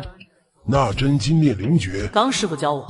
好小子，老夫还是小看你了，没想到竟在丹气2道上都有如此顶级天赋。这3阶炼火符，这是诸葛长老要送给自己2徒弟，此时也给王耀掏了出来。长老，我一看这3阶宝符，突然觉得自己在葫芦之道上也有些浅见。丹宝、气宝、符宝送奇才，这更是一桩美谈。还请长老出题。好，老夫就再考一考你。不可能了，怎会有如此3道大才？诸葛长老也是个实在人，虽然心中震惊茫然，还是掏出了一套3阶伏笔指梦。掏出这套符宝，诸葛长老心中有些郁闷，自己最疼爱的小徒弟的礼物也。长老，其实吧，弟子在阵法上也略懂1二，丹宝、气宝、符宝、镇宝送奇才，这更是一桩美谈啊！请长老提问吧。你小子到我这进货来了。连最难学的阵法都不可思议，4道奇才呀！王耀这么一耍剑，丹气镇服4套家伙算是废弃。这诸葛长老还真大气。当师傅，你对话道、琴道、机关道之类可有了解？小子，差不多行了。琴棋书画和机关老祖可不会了，你都快把人家薅秃噜皮了。倒是可惜了。玉虚山长老修为至少化神，3阶法器对诸葛长老而言不算什么。他更关注王耀，因为王耀量子速读一遍就能精通丹气阵符。仿佛生而知之。诸葛长老见过不少丹道，气道天才，悟性虽高，却只在某一方面突出。像王耀这样四法皆通的天才，他从未见过。妖孽，此子恐怖如斯。这小子无论怎么看都平平无奇，怎么竟会有4道顶级的天赋？实在是离谱。很简单，我是一个修道的天才。你是个屁！王耀表现得仿佛生而知之，但诸葛长老眼神突然一变，心中生出怀疑：如此妖孽之人，或许并非天才，而是被某个老怪夺舍。诸葛长老凝视着王耀，心中波澜起伏。这少年的丹气符阵4道天赋齐聚，堪称妖孽中的妖孽，甚至罕见的天灵根也未必有他这般慧根。他心中震惊，但很快警觉起来。回想刚才的问答，王耀对丹气符阵的理解固然深刻，但某些地方思路却显得古板落后。难道王耀并非天才，而是被某位古老修士夺舍了？搜魂之术对修士忌讳甚深，不仅会引起修士的极大反感，并且会对被施术者的神魂造成极大的损伤。诸葛长老不可能因为自己的一丝怀疑就毁了这么一个好苗子，他只是用手段检测了一番王耀的灵魂，并没有发现王耀有什么异样。好，虽然灵根平庸，但悟性极佳，未来必有一番作为。若不是战队问题，老夫都想收你为徒了。可惜啊！小韩，你那里有举荐名额吧？这小子一定要提拔到内门。从杂役弟子直接晋升为内门。韩青心中一惊，但想到王耀有4道顶级天赋，仅仅外门却是屈才。好了，藏经阁关门的时间已经到了，今天先回去吧。什么时候想来看书，便直接过来。小王耀，虽然你在修仙4役上天赋极高，但还要记得修仙100役皆为外道。我等修士主要的还是提升仙道修为，修艺不修仙，一切皆是空。长老说的是。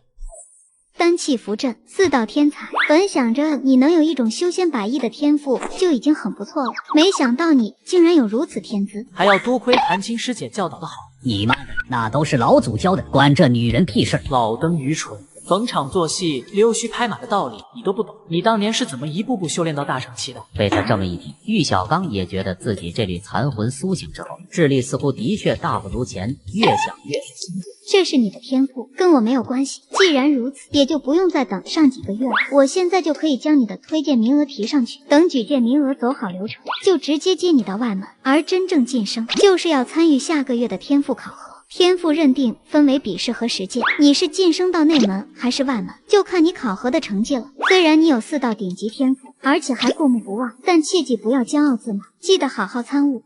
这个自然。对了，韩师姐，诸葛长老之前说的那半拉子话是什么意思？什么战队问题？你倒是爱寻思，不必想太多，只是因为你是云梦师姐领回来的，诸葛长老的家族和云梦所属派系不对付罢了。党派之争吗？玉虚仙门家大业大，勾心斗角在所难免。如此说来，自己也算是云梦一脉了。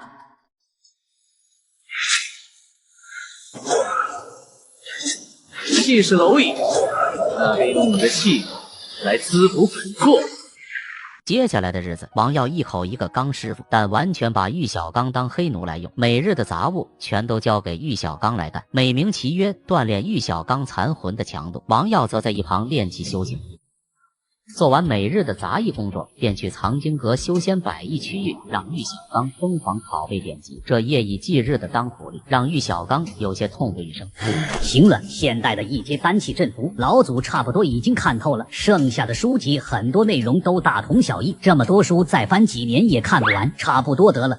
这不才修仙4役吗？修仙100役还多着呢。刚师傅，你不再多学点？混账小子，你让老祖歇歇，老祖要睡会儿了。你怎么睡得着的？你这个年龄段，你这个阶段，你睡得着觉？有点出息没有？只有对修仙界无用之人才会歇息。喂，老登。又是王耀的修为也顺顺利利的突破到了炼达。王耀接下来的修炼便不再浮快，稳扎稳打巩固境界，每日修行炼气之余，亦会抽出2个时辰学习修仙4役。刚师傅，你不是老说自己是修仙4役大宗师，有没有什么秘法可教？小子，现在知道我是大宗师了，整天让老祖打杂，你良心不会痛吗？速速教我100%成功率炼丹化法，凭空炼丹炼仙气的刷钱之术。你给老祖滚！你小子还真是会异想天开，就算有这种秘术，也不是你一个炼气期的菜鸡可以学的，也还是乖乖先去钻研基本的画符吧。笔法僵硬，灌输灵力迟缓，差的太多了。你这样画必会失败，你这画的也太烂了。若是绘制成功，符纸上便会亮起灵光，现在毫无反应，显然是失败了。随着玉小刚的话，那道歪七扭八的神形符上瞬间亮起一道灵光。对，就像这样会亮起一道灵。不是，这都行。我去，你小子画的这么烂，是怎么成功的？还要我说多少次？本座乃是修道的天才。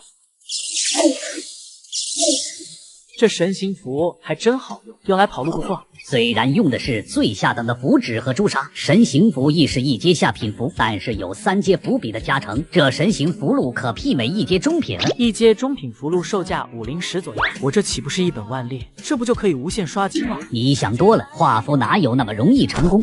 王耀又提笔继续画了5道，虽然依旧丑陋生疏，但5道灵光接连亮起。难不成你还真是个符箓道的顶级天才？可就算天才，也没有次次成功的道理啊！小子，你是怎么做到的？此乃本座研究出的100%成功画符之刷钱秘术，顺风顺水。你小子竟然还会这种秘术！阴神界加着菩提子，再叠加穿越者的强大神魂，3个 buff 加在一起，王耀画符可谓是量大19频率高。仅用了2天，王耀的制符技艺便突飞猛进，顺风顺水的气运更让王耀制符成功率是100%。玉小刚看着这恐怖的成功率，怀疑回声：你还真是修道的天才，没道理啊！神行符和水剑符王耀已经画熟，今天开始练习水剑符的相同系列青剑符。虽然王耀制符到现在从未失败，玉小刚依旧尽心尽力的辅导王耀技法。王耀不过几息就画好了青剑符，灵光闪烁，没有意外的又是成功，又成了。王耀借着手热，继续熟悉青剑符的画法。突然，你小子还有失败的时候。制符失败了，这说明气运开始下滑了。看来气运不是一成不变，4点钟极气运已经维持了相当长的一段时间。现在芋头的卦象虽仍是4点，但我能感知到自己的顺风顺水已经是强弩之末，正在向中频运势滑落。果然。随后王耀继续画了几道青剑符，后面的符箓成功率在90%左右。本座到底还是逆天气运，运势再怎么滑落也滑不到哪去。更何况这几天本座如履薄冰，殚精竭虑的研习符箓之道，如今对一阶符箓那还不是手拿把掐。累了，今天就到这吧。王耀储物袋中赫然多了近100张一阶符箓，尽管气运滑落让他心情不佳，但看到这一沓符箓，王耀心里还是有些美滋滋的。这些符箓若能交易出去，便是500灵石，即便是直接给符箓阁骨折价回收，也能有300的灵石，刷钱成就达成。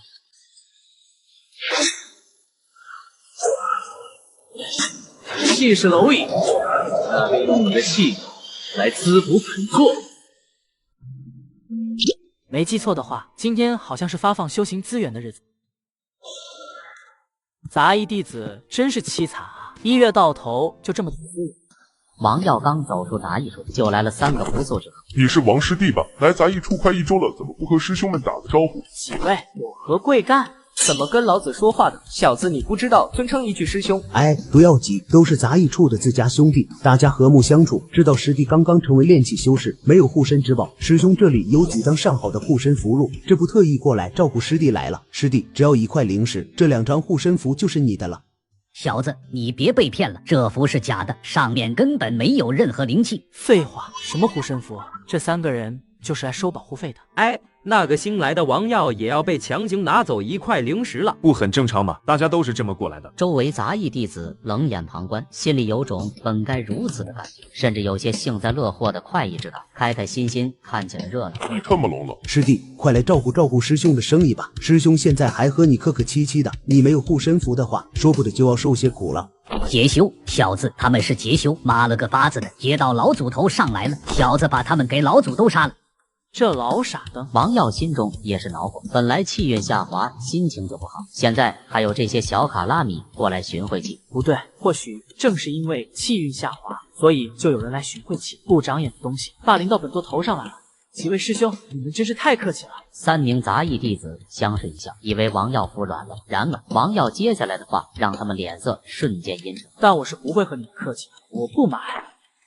师弟，你这是不给我面子吗？鸡毛谁啊？你在我这有个鸡毛面子。卧槽，他好勇啊！他一个新人杂役，怎么敢的？不过你看他，短短1周时间就炼气2层了。炼气2层又怎么了？对面有上界的师兄，可是炼气6层，这小子一顿胖揍是免不了的了。一块灵石而已，交出去不就好了？非要自讨苦吃。想动手，我记得门规可不让同门相残。好小子，单挺飞啊！门规就是个屁！卧槽，师弟你冷静点，门规不让同门相残的。什么？是谁胆肥啊？打肿！是谁胆子肥啊？勒索本座，我指头缝里随便露出一点，购买你弟。好，算你厉害！好你妈的头啊！好狗不挡道，给老子滚！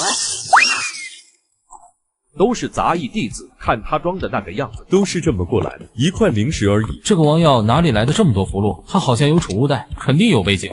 有背景又怎么样？还不是跟我们一样，都是杂役弟子。小子，你好像被孤立了。多嘴，都不是一个层次上的，也没必要勉强打成一片。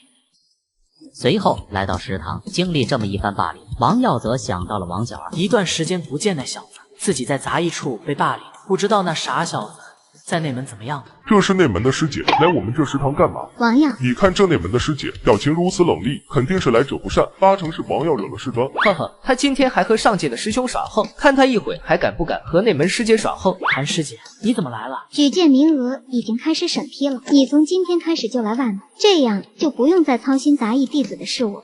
不对啊，韩师姐的表情似乎比平时要更加冰冷。大姨妈来了，你随我来，这里有些嘈杂。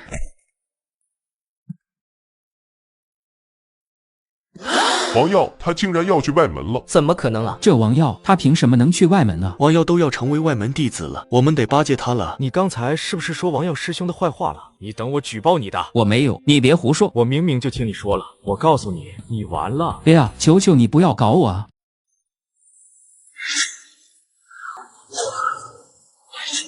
气势蝼蚁，那利用你的气来滋补本座。方才怎么看你孤零零的一个人在那吃饭？可能是我颜值太高，他们和我坐一起压力太大吧。韩师姐，怎么看你心情不太好？唉，有个名为韩天的外门弟子被人废掉了。他本是此届外门弟子中法术造诣最高的天才，曾在宗门弟子排位大比中展露锋芒。可现在他丹田受损，心脉尽毁，最终心灰意冷自尽了。做事前定要三思后行，且先到贵生，就算有什么打击，也万万不可如此想不开。师姐放心，惜命的很。对了，杂役处那边我已经打过招呼，就不用再每日做杂役任务了。从今天起，你就在外门区专心学习，不用分心其他。以你的悟性，半个月后的考核应该没什么问题。让韩师姐费心了。那个，其实每天一点杂役事务，对我来说也很轻松。你吧，臭小子，你要点脸行不行？后面的杂役都是老祖我来干的。这不是上回来旁听的那个杂役弟子吗？怎么又来了？唯一可以和我争夺荐举名额的韩天已经被大哥找人废掉了，现在更是人都没了，举荐名额应该十拿九稳了吧？林师兄，你一直想着晋升那门弟子韩青师姐的荐举名额，不会给这个杂役弟子了吧？我哥说了，区杂役弟子不足为虑。这位是王耀师弟，马上就能成为外门弟子，从今日起和各位一同修行。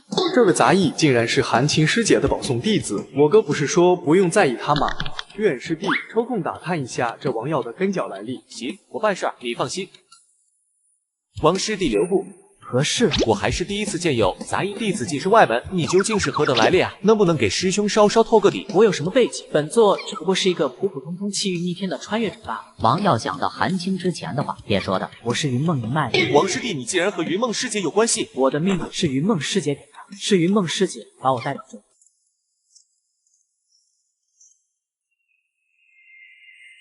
王耀的意思是说，他的命是云梦师姐给的，是云梦师姐把他带到这个世界上来的，怪不得啊！怎么样，王耀的根脚打听到了吗？林师兄，他的底细我打听得明明白白，那王耀是云梦师姐的私生子。什么玩意儿？谁在骂本座啊？韩青手里的举荐名额已经提交至百凡殿，流程已经启动了。我拜托二叔查了一下，那的名额已给了一个叫王耀的杂役弟子。哥就是他。今天韩师姐直接带王耀到外门来上学了，我还打听了一下他的根脚。临江山听完弟弟的讲述，眉头越皱越深。备受韩青照顾，时期迈入炼气期，有3名凡间先天武者传功，疑似云梦的私生子。我愚蠢的弟弟啊，为兄让你盯紧同门，关注时和韩青走得近，这点小事你都做不好吗？此等人物，弟弟你怎不早些告知为兄？哥，不是你自己信誓旦旦说那王耀是个杂役弟子，不值一提吗？都什么时候了，你还纠结这些有的没的？现在最主要的是解决问题，这点小事你都不明白吗？亲传弟子的私生子吗？这个怕是有点难搞啊，该怎么办呢？哥，我觉得苑长明说的有些离谱了。我看王耀不过一个乡野少年，怎么会是真传弟子的私生子？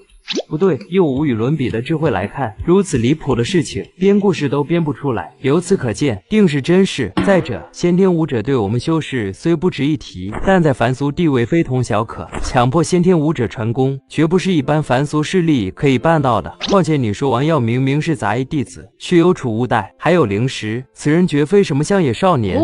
哥，你说的是啊，怪不得王耀会被先天武者传功，他灵根不好，定是云梦师姐为他修行做足了准备。云梦师姐小来的子，定是疼他疼的厉害。对，就是这样。哥，那我的推荐名额是不是就拿不到了？别急，为兄足智多谋，让哥来给你想办法。亲传弟子的私生子又如何？荐举名额走上流程又如何？我有一计照样可以废掉他。我们手脚干净一些，让王耀合情合理的养上半年左右的伤，这已经走上流程的荐举名额，便可以让左老晕坐到你的头上。哥，你实在是太智慧了，我越来越崇拜你了。离天赋测试还有半个月的时间，此事来得及，我现在就去找法研院的好友操办此事。王耀，你给我去死吧！气势蝼蚁，那得用你的气来滋补本座。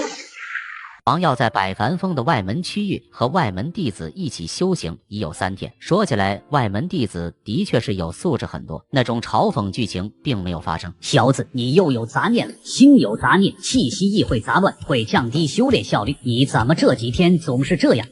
这小子之前入定能一直保持最佳，从来都不会乱了心境，可怎么这几日拿着菩提子都不在状态了？恐怕只有王耀自己知道，这才是自己修炼的常态。前段时间100%成功化符一号，入定从不生杂念也罢，都是因顺风顺水的气运所致。可如今气运已经落回3点中平，自然被打落原形。便是有菩提子相助，入定时也会偶有杂念生出。唉，要是气运能快些升回4点就好了。下午还要在百凡殿参加一堂内门外门一起的公开课，说来也好久没见到王小二，不知道他在内门如何。那个好像是杂役弟子，怎么今天也来这听课？不知道啊。耀哥，我想死你了！你怎么能跟外门弟子一块来听课的？方青青也满脸惊喜地走了过来。3人简单交流后，王小二得知王耀有推荐名额可以升入外门，高兴得合不拢嘴。耀哥，我怎么感觉不到你的修为？你还没迈入炼气期吗？耀哥竟然已经炼气2层了，而且灵气积累比我还多。我才刚炼气1层圆满，耀哥你不是4品灵根吗？怎么修行比我还要快上这么多？侥幸而已。小二，你在内门过得还好吗？耀哥，有人欺负我，有个混蛋非要我当他小弟，我不同意他就揍我，我打不过他。还有这种事？是谁？那人就是一个250啊！我跟你说。怎么回事？感受不到周围的灵气了。这是风灵阵。师兄，只是这是在干什么？为什么断绝灵气？一会儿长老讲话，这是为了防止我们不认真听，绝了灵气，防止我们入定走神，也为了防止会后方丹师弟子们用术法争夺，场面混乱。好了，宗门月度精神宣讲报告大会开始。上月宗能开展了10年一度我们玉虚仙门的宗门精神救世。我这是在哪？怎么仙门还搞这套月度精神宣讲报告大会？怪不得内门外门一起开。所有弟子浑浑噩噩地听完了1个时辰的宣讲，终于宣讲会即将结束。最后，老夫再总结一点：慢慢修道途，我等玉虚弟子总会面对这样那样的问题。所以说，我们需要把握问题的关键，那么就一定能，或者说就已经换一句话来讲，把握住了问题的关键，那么就没有了关键问题，没有了关键问题，再关键也不是问题。你们说，老夫说的对不对？还有什么要补充的没有？长老，那关键问题要如何得到解决？散会。王师弟准备好了吗？月会之后就会放单。怎么回事？此次访丹丹香竟如此浓郁。是啊，简直胜于往日数倍。太上长老传系，不日即将出关，此事当贺。此次放丹60瓶养灵丹，10瓶凝明丹，此外还有1瓶紫云丹。竟然有紫云丹，那可是对炼气后期都有大用的丹药啊！不仅对提升修为有妙用，更是滋补上中下3丹田。我记得在丹阁1瓶养灵丹不过100灵石，凝灵丹200灵石，紫云丹售价应该要1-2000灵石吧？选到何种丹药，全凭机缘。半盏茶的时间，诸位弟子。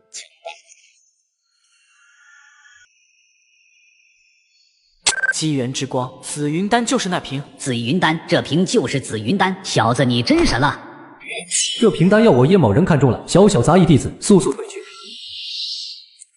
什么叶某人敢跟本座抢机缘？怎么会这样？自己明明拥有超越炼气后期的力气，况且自己还身负逆天的气，哪怕现在只是中平运势，也不该被人夺走机缘啊！王耀，你给我去死吧！气势蝼蚁，那利用你的气来滋补本座。你很不错，但想和我叶某人争锋，实在是愚不可及。萤火岂能与皓月争辉？你的败因就是与我叶某人作对，我叶某人的前方绝无敌手。我操，这是哪来的二货？中二到尺度爆棚的话语让王耀心中一震，只觉得一股逼气扑面而来。王耀好好打量了一下这位叶某人，此人一头特立独行的金发，后背更是印着一个大大的傲字，英武不凡，逼气缭绕。看着这小黄毛，王耀心中不禁浮现出一个绝世法力。我靠，这孩子吃牛逼长大的吧？就在这时，王耀怀中的白玉头子猛然一激灵，这是什么情况？这小子牛逼到本座的金手指都起立了！卧槽，闪瞎了本座的眼！王耀还是头一次见到这样的气焰，这是天意垂青！小子，不要跟他纠缠了，这个小黄毛是炼气11层，你现在抗衡不了。他竟然是炼气晚期，怪不得。最终，王耀选到了一瓶凝灵丹。哈哈哈，紫云丹我叶某人拿了。套了，又是叶师兄，果然还是争不过叶师兄啊！叶师兄不愧是我们这届的内门第一人啊！虽然脑子有些问题，但叶师兄实力、天赋、运气都不是我等可以匹敌的。耀哥，之前就是他折辱我，非要我当他小弟，我不从他就揍了我一顿。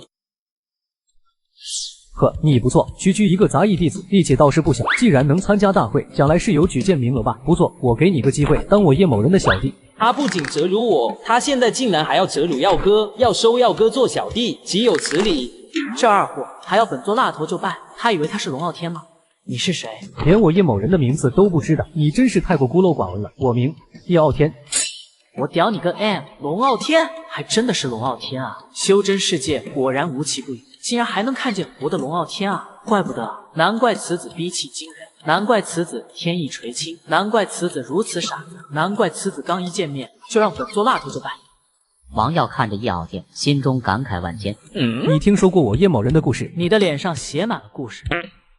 你很不错，我宣布，现在开始，你就是我的小弟。我拒绝。他惨了。前几天王小二不就是拒绝做叶师兄的小弟，然后被揍了一顿吗？没办法，叶师兄修为又高，背景又硬，还250。耀哥小心啊！我耀天一生纵横，霸气侧漏，大地之贼。你不想当我小弟？没有人能拒绝。没有人能拒绝我叶某人。那玉虚仙门宗主也不行。宗主当然可以。那玉虚仙门长老？长老也可以。那我也拒绝你。没有人能拒绝我叶某人。那宗主和长老？宗主和长老可以。那我也拒绝你。围观弟子们看着目的所在，场面一度陷入尴尬的循环。他俩到底在干嘛？终于，叶傲天沉不住气。废话少说，天若阻我，我便撕裂这天；地若来我，我便踏碎这地。你若要拒绝我叶某人，那就尝尝我的铁拳。叶师兄的修为好像又变厉害了。这灵呀，好浓郁，好沉重。叶师兄虽然脑子不好使，但不愧是我们这一届的第一人。你真的要拒绝我叶某人吗？这个龙傲天不仅夺我机缘，霸凌王小二，现在还霸凌到本座头上来。小子，现在你不是他的对手，你要怎么办？当师傅，我抛出几十张清剑符、水剑符，能不能射爆他？老祖能感觉到他身上有2阶法器，他是炼气晚期，再加上2阶法器，1阶的符箓没什么用。也是，这可是龙傲天啊，高级法宝。肯定是标配。王耀心中盘算，2阶法宝他也有，但都是阴邪的魔道之物，掏出来不好在道上混。更何况王耀本身的修为不过炼气2层，根本施展不了如此高阶法技。一时间，面对叶傲天，王耀似乎真的没有什么反抗的办法。就在这时，王耀胸口猛地一痛，怀里的白玉头子越来越烫，烫得他几乎要叫出声。这是什么情况？金手指进化了。王耀，你给我去死吧！气势蝼蚁，那便用你的气来滋补本座。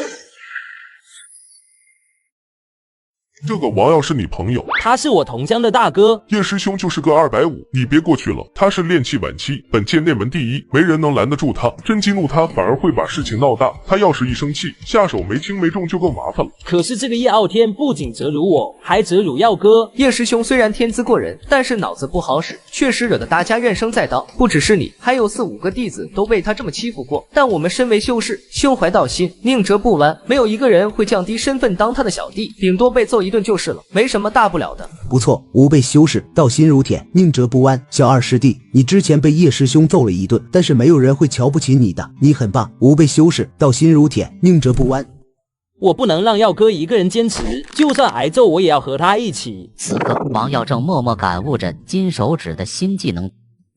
发动夺运技能，可夺他人气运，因果牵连越甚，夺取气运越多，每月可发动一次。王耀试探的运转这个能力，瞬间窥探气运之眼也自动发动，周围无数内门外门弟子的气运皆被王耀感知，大多数弟子头顶皆是灰色的气运，意为气运平平；小部分弟子则是洁白气运，意为福运。王耀感知到自己和大部分弟子的因果平平，大概可以夺取他们1/4的气运，而王小二和方青青是洁白气运。王耀感觉到自己能将这2人的气运全部抽走，因为我救过他们2个的命，如此因果关联极深，所以可以夺取他们全部的气运。这人可是有天意垂青的龙傲天啊！如此浓郁的天意垂青气运，只能夺1/3吗？哎，等等，现在是普通同门的关系，那换个身份，是不是能抽取更多气运？既然你拒绝当我小弟，那就尝尝我叶某人的力量吧。耀哥，没事的，我支持你。我被修士宁折不弯，我和你一起扛。等等，我当你小弟就是了，你我一见如故，现在就结拜为兄弟吧。行啊，小子，你是真是能屈能伸啊！耀哥，我都宁折不弯，你怎么就弯了？你怎么能当这种人的小弟啊？小二，不用劝我，我和叶大哥一见如故，现在就结为兄弟。哈哈哈，好，我叶某人霸气侧漏，大地之之，小弟，从今往后就由我叶某人罩着你。随着叶傲天话音一落，王耀感觉到自己和叶傲天之间瞬间连接起一道名为好兄弟的因果羁绊。兄弟情比血浓，现在能夺取的气运比9成还要多。我屌你个 M， 抢我机缘，霸凌我，还让我当你小弟，你是不知道，本座出来混，全凭3件事：背信弃义、出卖兄弟、照顾嫂子。今天就让你知道什么是黑手。夺运发动。霎时，叶傲天头顶的天意垂青被突然觉得自己丢掉了什么十分重要的东西。我叶某人到底丢了什么？见王耀一直盯着自己，叶傲天也回了一个3分薄凉、3分讥笑和4分漫不经心的冷峻眼神，随即他的眼神就变了。我叶某人要好好栽培他。你只有炼气2成，未免太多我叶某人的威名。既然当我小弟，今日宗门放单，我叶某人一给你放单，这3瓶养灵丹就送给你当见面礼。小王，你多吃丹要多多努力，我叶傲天一生纵横，小弟也必须是有能之人。小王啊，莫要辜负我叶某人对你的期盼啊！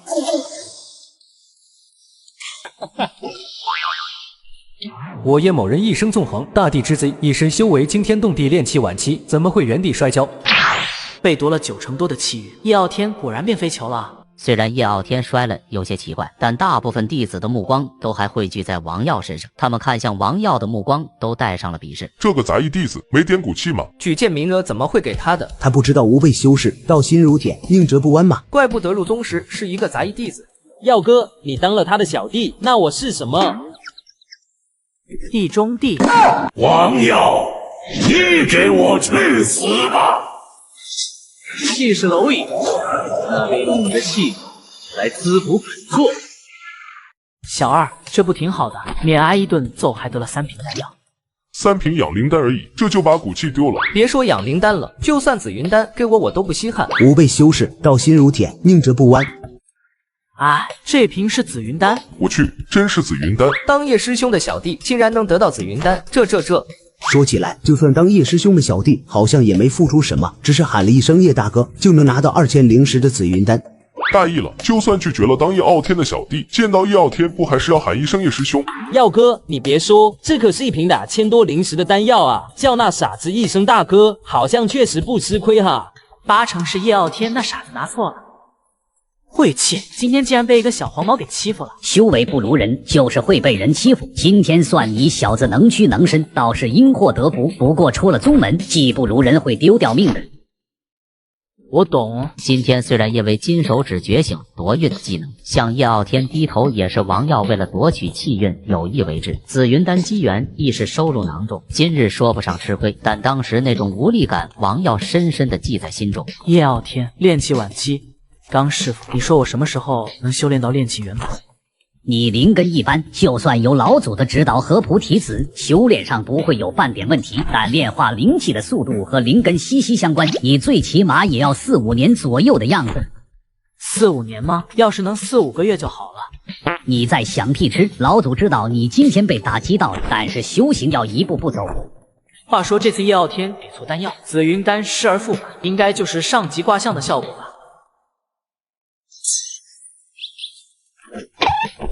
小子，压抑别一直放在心上，对修行不好，多想想开心的事。你看，捡到灵石也算个高兴的事嘛。哦，又捡一块，行，还能高兴高兴。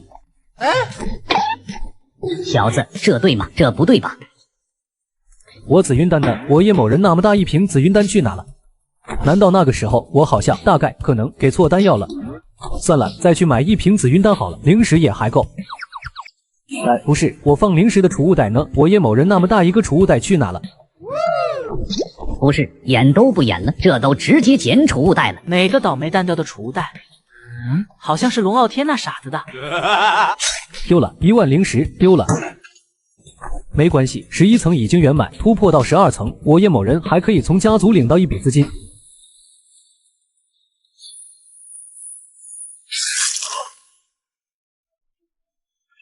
这不是内门第一的叶傲天吗？怎么被抬走了？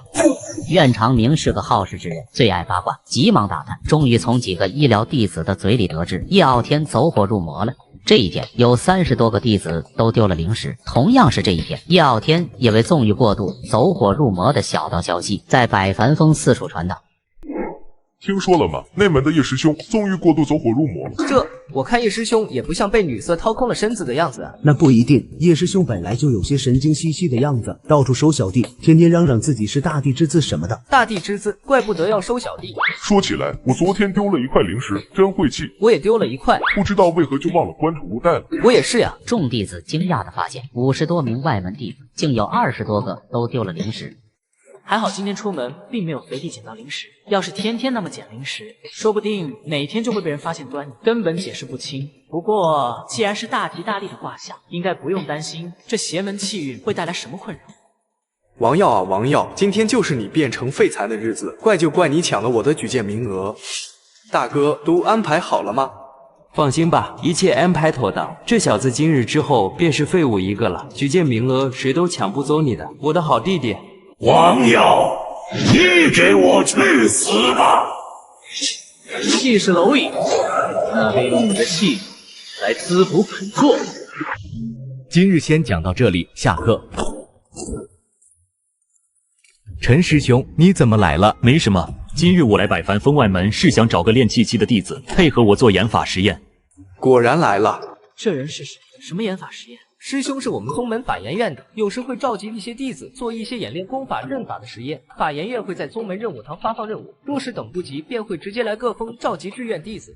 自我介绍一下，我是法研院的内门弟子陈子杰。众所周知，我等修行的功法并非一成不变，需推演优化，且尚有新功法需要研究。玉虚山法研院就如此而设立。这次我需召集几名炼气期的志愿弟子做研法实验，若研法成功，可极大提升志愿弟子的修为境界。如何？有人要想报名当志愿者吗？听到可以快速提升修为，有些弟子面露迟疑，但还有些弟子有些雀跃欲试。陈师兄，也请把研法风险和弟子们说一下吧。我记得你之前的实验好像就失败了。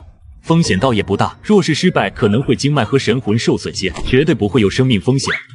你管这叫风险不大？原本有些被说心动的弟子，顿时都冷静了下来。参与这研法实验回报听起来一般，风险倒是一点没少。可本座现在欧气加深，按理说应该只有回报，没有风险。这会不会是大吉大利运势下的机缘啊？没人要报名吗？这次研法实验有些着急啊，我至少要找一个志愿者的。既然无人报名，那就没办法了。那名杂役弟子就你吧，你跟我走一趟吧。大哥真是好手段啊！陈师兄，就算你的研法实验很着急，你这样强行征召也不合规吧？他是杂役弟子吧？我们法研院可以直接征召杂役弟子做志愿者，有何不合规？本座昨天还在烦恼自己境界低下，今日就有提升修为的研法实验，而且这陈师兄谁也不找，唯独来找我，这是什么？这明显是大吉大利带来的贴脸的机缘啊！这我还犹豫个鸡毛？好，那我就和陈师兄一起做研法实验。陈师兄，法研院确实有权强制征召杂役弟子研法，但王耀是韩师姐荐举的候补外门弟子，这件事还是等韩青师姐回来再说吧。王耀师弟不用担心，不想当志愿者就不去。这小子是救过你命吗？这么护着他，给我逼急了连你一块。谢谢杨师兄，不过就算陈师兄不找我，我也准备报名的。王耀师弟，研法风险很大，我知道你灵根资质一般，但不能想着走捷径，修道艰难，要脚踏实地，没有一步登天的好事。师兄，我明白了。你明白就好，我一定脚踏实地的帮陈师兄做好研法实验。你明白个的啊！还是等韩青师姐来了再说吧。王耀此时已经完全把这事当成了大吉大利带来的大好机会，怎会轻易错过？参与研法实验是我个人的一小步，却是仙道进步的一大步。师兄不必多言了，为仙道进步而献身，我辈义不容辞。人生自古谁无死，留取丹心照汗青。此时一出，不仅外门弟子激动，杨礼也感到浑身鸡皮疙瘩立起。他顿时对王耀高看一眼，若无这等高尚觉悟，万万做不得此等绝句。谁又能知道这是王耀上辈子小学生都会几句的诗词？好一个为仙道进步而献身，王师弟说得好啊！既然王耀自己都同意了，杨师弟你就不要再阻拦我们了。这次做实验时间还是很紧张的，他有此等觉悟，我又岂能阻拦？不过陈师弟，你定要护好王耀的周全。也罢，我跟着去看看。这杨师弟不过一个待客的，竟如此上心，还要跟过来看看，无妨。实验流程完全合规，只要实验时找个借口让他出去就好了。杨礼心中也有些疑惑，虽然他和韩青是朋友，但也不至于对王耀照顾到这种地步。可不知为何，今日看王耀怎么看怎么觉得顺眼。杨礼也留了个心眼，出发前就已用传讯预简给外出的韩青发了个消息，将此事告知。王耀，你给我去死吧！气势蝼蚁，那利用你的气来滋补本座。杰哥，你回来了。杨师弟、王师弟，这是我的助手范斌，负责数据推算、阵法调试。彬彬，你让王师弟签一下字。王师弟，这是此次研法的志愿者责任书，你签个字吧。范师兄，不知道一会我演练何种功法？是杰哥研究的一套多人修炼大法，一会你和杰哥二人一起研法，合合而修。合合而修，我勒个杰哥，我勒个合合而修，大吉大利就给本座搞个这个机缘，机缘是吗？这大吉大利的气运果然邪门，我不当研法志愿者了。难道他看出来我要借研法之由把他废掉了？王师弟，你怎么了？出这么多汗，让我康康。你不要过来！你不要过来啊！我玉虚仙门乃名门正派，仙道魁首，你是何方妖孽，竟混入门中，研究如此邪法？你等我去执法殿举报你。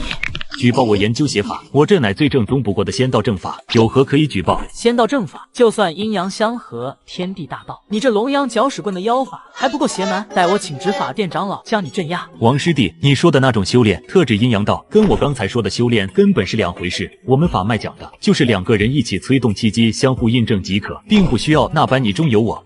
是吗？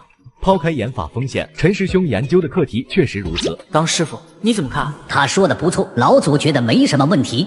行，那我们继续吧。尼玛，这他喵的果然还是邪法吧？这是天轨祭线阵，不错。若说灵气交互转换，这天轨祭线颇有可取之处。这半年来，我将这阵法改良，和我的修灵阵结合在一起，这便是第二代修灵阵了。陈师兄，此等邪阵研法是否太过不妥？改良过的阵法我已经在法研院报备过，阵法优化后不再有祭线之用，只保留了灵能转换，添加了气机交感的功能，而且是我占据线位，王师弟在阵法末端不会有危险的。为了保险，叠加一层护灵阵，可保王师弟安全无忧。如何？一切合规，风险可控，还请师弟在研法室外等候吧。杨离想了想，这次研法已有法研院准许，还有护灵阵做保险，不会有什么太大的危险，便不再多说。演练开始。随着两人同时运转玉虚炼气卷的行气之法，范斌也开始控制阵法。修灵阵将两人的气机衔接在一起，王耀和陈自杰气机相互转换，两人皆是面无表情，无悲无喜，心境平和间，王耀和陈自杰的气机逐渐达成了一种同调。王耀感受到了陈自杰的气机，继续保持吐纳。又一个周天之后，同调稳定，气机印证同步率提升。就在一切顺利进行的时候，突然王耀体内的灵气已经开始乱窜，似乎有崩溃的征兆。王耀想说话，却张不开嘴，行岔了气，走火入魔。王耀浑身麻痹，好像瘫痪了一般，研法失败了。研法的阵法完全没有问题，按理说是会成功的，可惜我受人所托，要怪就怪你惹了不该惹的人。失败了，不应该啊！王耀不敢相信，他身负大吉大利的挂将，怎么会出错？刚师傅，这是怎么回事？阵法没有问题，似乎是那个主阵之人从牵引气机时出了岔子。杰哥，你们的气机不知为何行岔气了。杰哥，不行了，再这样下去，王耀师弟的修为已经开始下降了。没事，我就快调整好阵法了。要的就是他王耀经脉受损，修为尽失，只要护灵阵一断。修灵阵在陈自杰的错误的运转下不断颤抖，稳定性亦是不断下降。终于，修灵阵与护灵阵的均衡都被打破，复合阵法再也维持不住，护灵阵那幽幽的蓝光渐渐熄灭了。师兄，护灵阵失效了，再这样下去会对王师弟造成很大的损伤。不用管护灵阵，再等等，我这边已经快调整好了，继续加大阵法功率。这个课题成功，可是能造福千万修士。王耀师弟说过，为仙道发展献身，我辈义不容辞。滚！为仙道发展献身，我辈义不容辞。师兄，我懂了，阵法功率再加大。王耀，你给我去死吧！气势蝼蚁，那利用你的气来滋补本座。王师弟，你可别怪我，修真界本就是残酷的，很快就快结束的。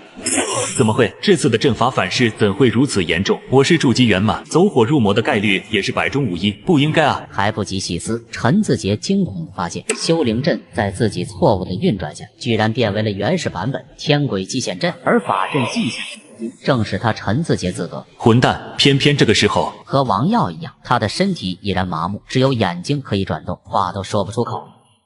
这死阵给我停下！操！再这样下去，我就快被吸干了。咦，杰哥，你这是把阵法调整了吗？我这边要降低阵法功率吗？杰哥，你不用说了，我懂你。为仙道发展献身，我辈义不容辞，加大阵法功率。蠢货！成了，陈师兄，我们研法成功了，快看啊，王师弟修为在暴增。成鸡毛，这他喵的是献祭我的修为。咦，陈师兄，你怎么跌破筑基了？这是怎么回事？陈师兄，你懂为仙道发展而献身，我辈义不容辞，加大阵法功率。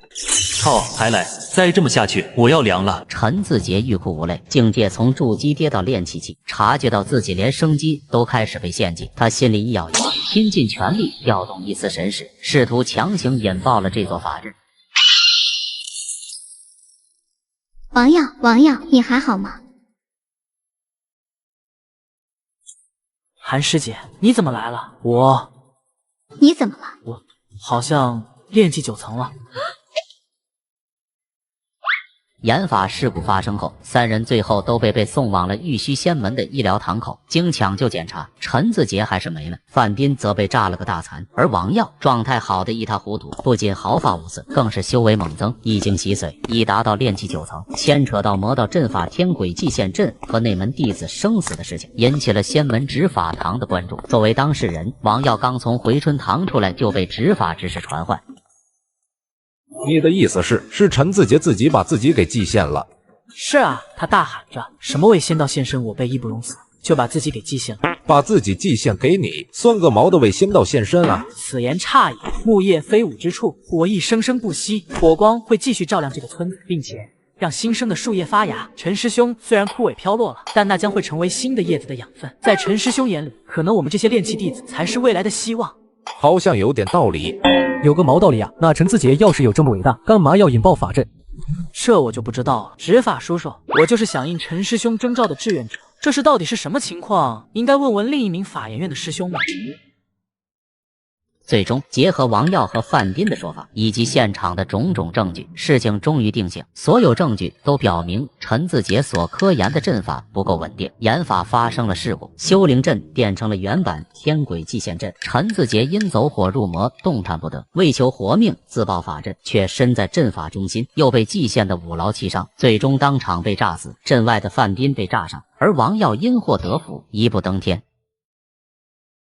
如何？执法执事没有为难你吧？没有，就简单问了一下情况。谢谢韩师姐关心。你还真是命大，连研法这种事情都敢参加。失效的护灵阵刚好在陈自杰自爆阵法的时候运转起来，若非如此，你也会被这2阶阵法直接炸死。韩青越说表情越冰冷，到最后化为了斥责。我前几天不是才跟你说了吗？做事前一定要三思后行，先道贵生，你怎还如此？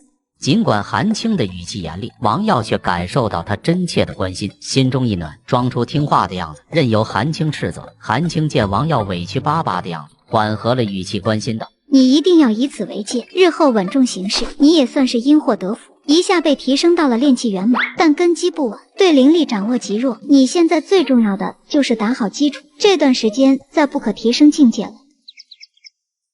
王耀，你给我去死吧！气势蝼蚁，那利用你的气来滋补本座。林江河今日十分高兴，他的修为在昨日突破瓶颈，达到炼气6层。修为达到炼气6层，可去仙宝阁挑选一件一阶法器。但更让他开心的是，因为王耀被带去研法一事，林江河偷偷打听了一下，昨日研法堂出了一起十分严重的事故，具体信息被执法堂封锁。但在他想来，应当就是王耀参与的那场研法实验出事了。王耀8成要躺上个半年，那举荐名额便可以动用家族力量运作到我林江河头上了，想想还有点小兴奋呢。那是王耀，他不应该在回春堂躺着吗？难道陈自杰失败了？不对，我是炼气6层，竟然探查不到他一丝一毫的修为，这说明什么？这说明王耀被废了啊！王师弟，我听说昨天法研院出了一起严重事故，不会是你参加的那实验吧？他谁啊？我跟这人也不熟啊，他就来关心我，这人还怪好的嘞。就是我参加的实验，也确实出了严重的事故。没想到一次研法实验竟然让你的修为变成这样，想必你也不太适应吧？一下变成这样，确实不太适应啊。被废了，怎么会如此平静？他不应该面露愤恨，满腔绝望，大喊着“我命由我不由天”才对吗？难不成是太过绝望，反而心如死灰？或者说只是修为尽失，但经脉没事，还能再练回去不成？王师弟，你的修为近期还能提升吗？就现在的情况，看来是没办法再提升了。得到这个答案，林江河心里乐开了花。他知道举荐名额不可能给一个修为全无经脉受损的废人。虽然研法实验出了事故，不过人没事就好。哎，人怎么没事？都已经没了。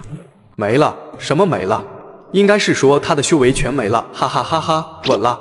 几句试探下来，确定了王耀被废。林江河几乎都笑出声来，不再装模作样，开开心心的去和大哥林江山报喜讯。我修为提升到炼气9层，他就这么替我开心吗？本以为你小子要花个4、5年才能走到炼气圆满这一步，没想到竟然能遇上这种事情，真是邪门了。老祖还真没想到你用这邪门方法直接就炼气9层了，你可真要谢谢那个陈自杰。这个陈自杰祭献的时候也不知道给我修为弄扎实一些。小子，你现在浑身上下的修为都是你同门弟子的生命所化，那个陈自杰命都没了，你小子还在纠结自己修为虚浮。那陈自杰有取死之道，就是活该。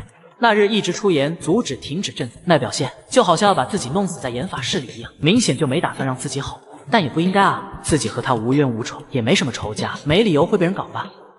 韩青师姐说过，外门前段时间有个弟子也是被人废掉，昨天若是没有意外，自己也会被废掉，这是巧合吗？看来今后还是要小心一些。王耀，你一个法术都没有学会，刚好这段时间打磨修为的同时学习一下法术，这样比起你单纯搬运灵气更好些。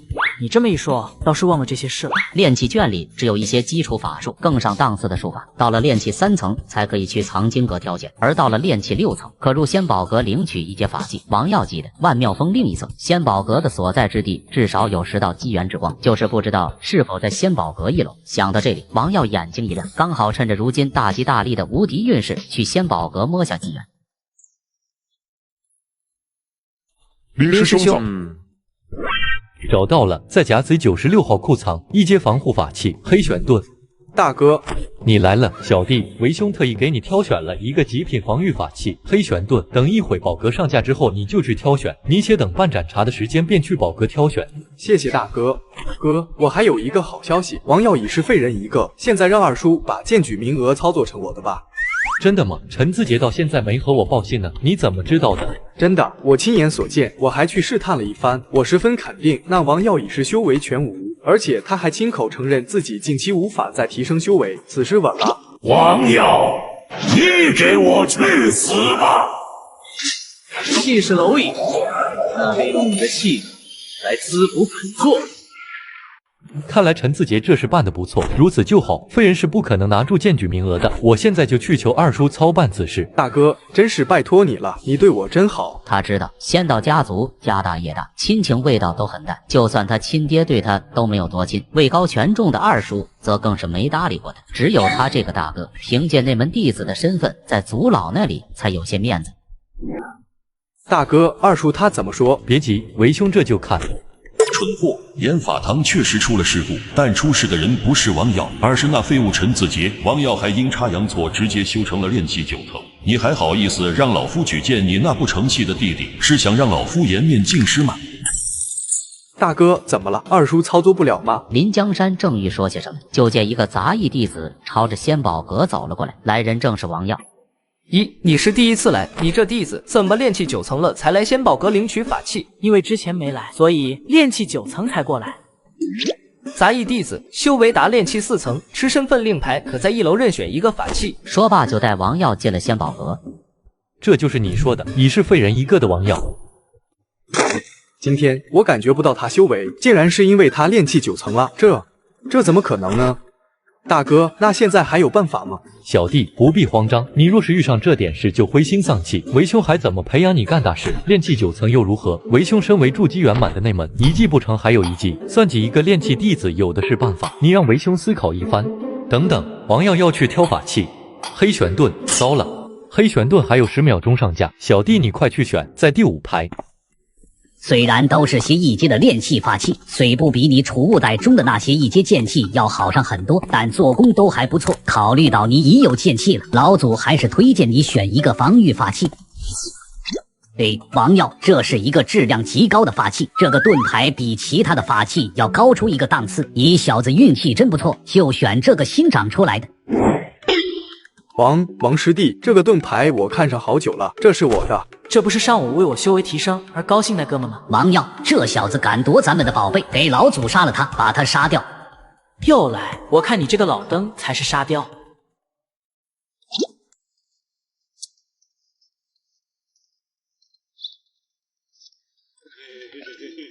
小子，你怂什么？把他杀掉！王耀懒得搭理玉小刚，反正自己也不是想要那法器，虽然那盾牌成分也还行，但绝算不上机缘。小子，你一直往后面走干嘛？越往后的法器越旧了。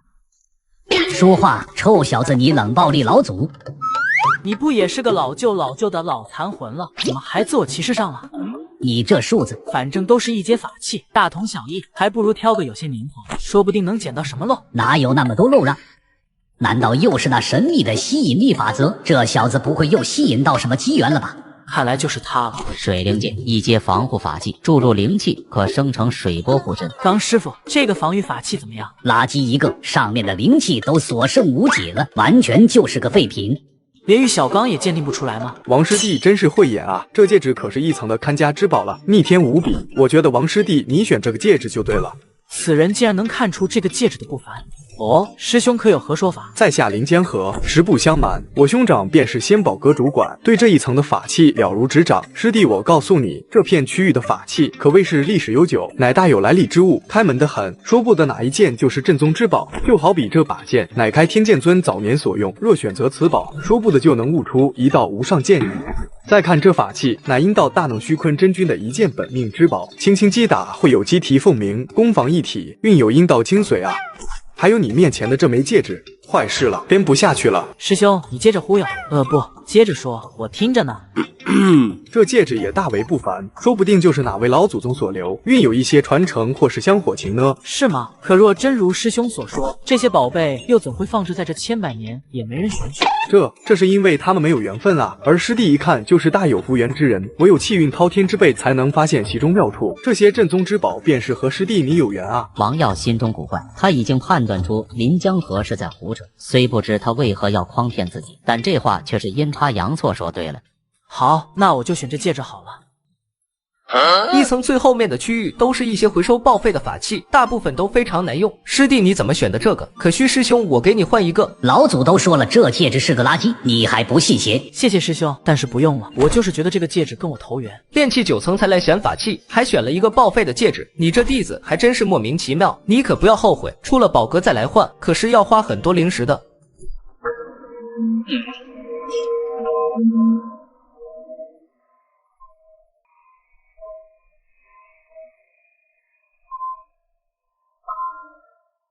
这是我宗的道中，钟鸣9下，是哪位太上老祖出关了？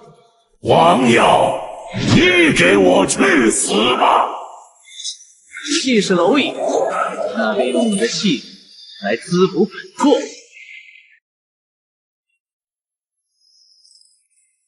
咦，这老头是在盯着我看吗？大成，这是大成的气息，小子你好自为之。拜见老祖宗，恭喜老祖出关，恭喜老祖出关。拜见老祖宗。被这老头盯着，怎么有种全身上下里里外外都被看穿的感觉？让本座也看看你吧。没想到大成修士的气运也可窥探，看来金手指的上限远远不止于此。这气运比天意垂青差上一档，但也是一等的强运啊！缠死本座！黑死气运，是看错了吗？都起来吧。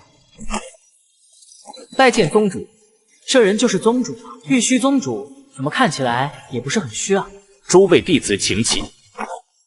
见过师叔，不知师叔出关后怎先来这仙宝阁？老道闭关30年，略有所悟。此次出关之前，想到往日的一份因果。老道年轻时也有过一段刻骨的姻缘，可惜天不遂人愿，世间万般皆无奈。老道的道侣因病而逝，本以为1000年的时光足以将这份感情埋葬，可此次闭关略有所得后，往日的记忆越发清晰了。看来这份感情，老道还是不想忘却啊。宗主看老祖宗的目光一直放在王耀身上，恍然大悟：难不成师叔你此次闭关已领悟轮回之道？此子就是你当年道侣转生？我靠，这宗主脑子被核桃夹了吗？难道分析错了？是失职失言了。老道曾经和道侣共筑2枚戒指作为信物，一枚被带进坟中，而另一枚老道当年心灰意冷下丢进了仙宝阁窟窿。原来如此，机缘竟是印在这里吗？有趣。那个老祖宗，你说的是这枚戒指吗？孩子，你现在是这枚戒指的主人，老道不会白拿，可以用其他法宝换你这枚戒指。你想要什么法宝？老祖宗当面的机缘可不能浪费，寻常的法宝靠金手指早晚都能得到。有了，弟子不要法宝，弟子有丹气镇服4道顶级天赋，悟性逆天。老祖宗可以收我为徒吗？老祖师叔真要是收你为徒，你一个杂役弟子岂不是跟我同辈了？这孩子倒是滑头，老道已不再收徒了，只用物品与你交换，法宝、功法、灵丹妙药都可。只能用物品交换吗？那我要极品仙器。孩子，你搁这许愿。谁他妈招进来的杂役弟子？极品仙器，整个修真界能找出来3个吗？真是贪得无厌。宗主心中本有些不满，想斥责这杂役弟子1、2，可心里莫名其妙觉得贪得无厌也没什么大不了的，居然觉得这年轻人有想法，敢想敢说，前途无量。这小子还真敢要，拿一阶法器换极品仙器，这小子还是人吗？什么一阶法器？那是老祖宗美好的回忆，乃无价之宝。极品仙器老道没有，你换一个。我要九转金丹，没有。我要无上仙金。大成法宝，大成法宝，老祖宗总有吧？给你大成法宝，你拿得动吗？这是和你金水灵根适配的4阶灵宝和功法，你且收好吧。多谢老祖赐宝。你这弟子倒是运气不错，师叔赠予你的这一法一宝都很适合你。那4阶灵剑名为清渊，被老祖施加了封印，能完美发挥适合你修为的程度。你不用担心修为不够祭不出剑来。不过这些都是外物，不要太过迷恋，唯有修道为真。谢宗主指点。此刻的临江河从里到外，那叫一个格外的难受。见王耀得了一柄4阶灵剑，比他丢了一把4阶灵剑还难受。一想到是自己怂恿王耀选的，临江河气得都想吐血。4阶灵剑啊，乖乖！王师弟你也太会挑了，随便挑了一个报废的法器，竟能得来老祖宗的赏赐。侥幸而已，本来想老祖宗能赏个仙器玩玩，现在只拿了个4阶灵剑，凑合着用吧，没什么大不了的。王师弟，你这灵剑能让我看看吗？没什么好看的，宗主说了，这不过都是些外物，师兄你就别看了，免得看了迷恋上这些外物。大家也不用羡慕我。说起来，我要谢谢林师兄的指点了，若不是林师兄一个劲的让我选这戒指，我可能就和老祖宗的缘分擦肩而过。谢谢你啊，林师兄，你说的真准。哥，我咽不下这口气啊，你还有没有办法废了王耀？不慌，为兄计谋多得很。我有一计，王耀虽然靠祭献阵法提升到了炼气9层，但修为一定不稳，魂魄也没有炼气后期修士应有的强度。为兄有一攻魂秘术，待为兄晚上神不知鬼不觉的用此秘术攻其神魂。王耀，你给我去死吧！气势蝼蚁，利用你的气来滋补本座。别装死了，喂，刚师傅。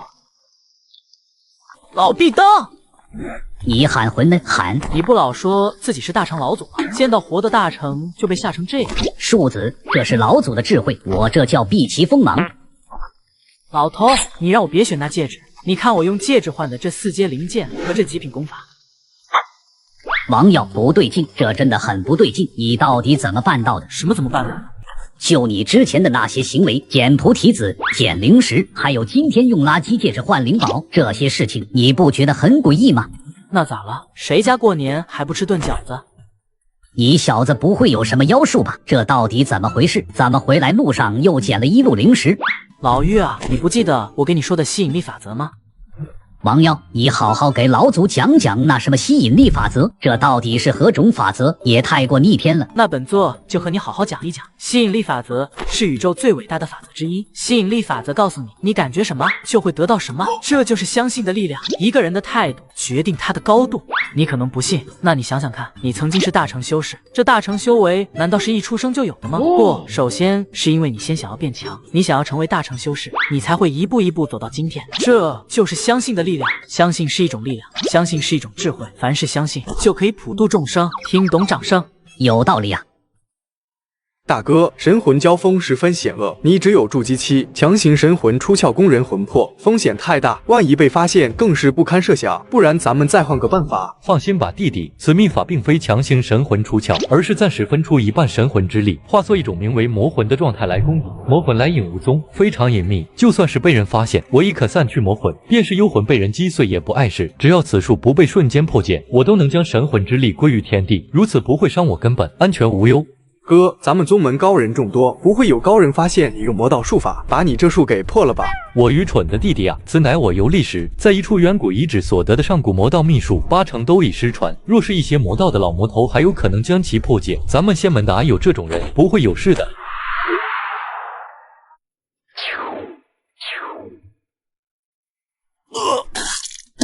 哥，你咋了？哥，你别吓我，你醒醒啊！老祖悟了，只要我相信什么，就会吸引什么。老祖现在是残魂，需要滋养魂魄的生魂，最好是同为魔道的魂魄。你说老祖一直坚信就能得到吗？这就要看你的悟性了。我魂幡里还有不少鬼魂，不能给你补充残魂吗？不行，魂幡里的魂魄早已没了生机，老祖必须要生魂才行。那你就用吸引力法则好好坚信吧，一信一个不吱声。老祖能得到生魂，老祖能得到生魂，老祖能。真的有用。老祖感知到了附近有野生的生魂，还是魔道的那种，正在往我这飞，这是被老祖吸引过来了，哈哈。这特么正道邪门，哪来的魔道生魂？有用有用，魔魂已经飞到屋门口了。结，野生的魔魂送货上门。不对劲，他是玉小刚，又不是星宿李虎望，怎么可能想啥来啥？老玉，你确定这玩意是野生的魔魂？他刚才是不是冲我来的？你别说，口感也不正宗，这的确不是野生魔魂，这是魔道秘法所化，有人用秘术偷袭你小子。这一波又一波，绝对是有人想要搞本座。妈的，是谁？谁跟本座有仇吗？本座身上有什么值得被搞或者被觊觎的地方吗？是因为今天在仙宝阁得到了4阶灵宝和极品功法？不对，陈字节的事情是在这之前就已经想加害于我，那么只有这3种可能了：一、觊觎本座的保研名额；二、本座天赋异禀，木秀于林；三、本座太帅，遭人嫉恨。最有可能的应该是第3点吧？狗屎！那么我来验证一下，看看到底是哪种可能。王耀，你给我去死吧！气势蝼蚁，那利用你的气来滋补本座。原来是因为这个吗？小子，你这是什么东西啊？哪有你这么推算的？推算之能需要你接触制道才行。你个老登，懂个锤子！本座这是用运道来模拟制道推算。老玉，你生前应该不怎么精通制道吧？想不起来了，似乎是不太通。我看你就一副弱智样。王耀仗着自己运势大吉大利，直接用运气来确定可能性。他估计这准确率应该能达到90%还要多。临江河，原来如此，这下都能说得通吗？想必临江河要争取保研名额，所以找人搞我。参与之人说不定还有其他人。临江河，林家，本座记在小本子上了。半个月后就要举行晋升内外门的天赋测试了。若是等运势滑落到3点中平，甚至是3点以下，现在无所谓的一些威胁，那时候可就麻烦了。还是要尽快提升力量才行。当师傅，你快把这极品功法学一学，学好了好教我。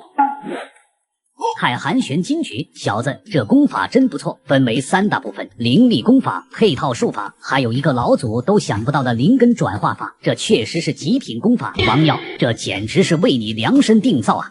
怎么说？灵气属性转化之时，可以将你虚浮的修为压实一遍，便不会有根基不稳的问题。还有这后面的灵根转化之法，老祖觉得这可是这本功法的精髓了。灵根转化之法竟可以提升灵根资质，你且等老祖好好研究研究。本以为这次的机缘是4阶灵剑，没想到这极品功法更是大头。本座唯一短板就是先天灵根了，若是可以提升灵根天赋，本座岂不是左脚踩右脚，螺旋升天？这神行术比符箓版本要快上不少，那么水剑术应当也是更上一层。不等了！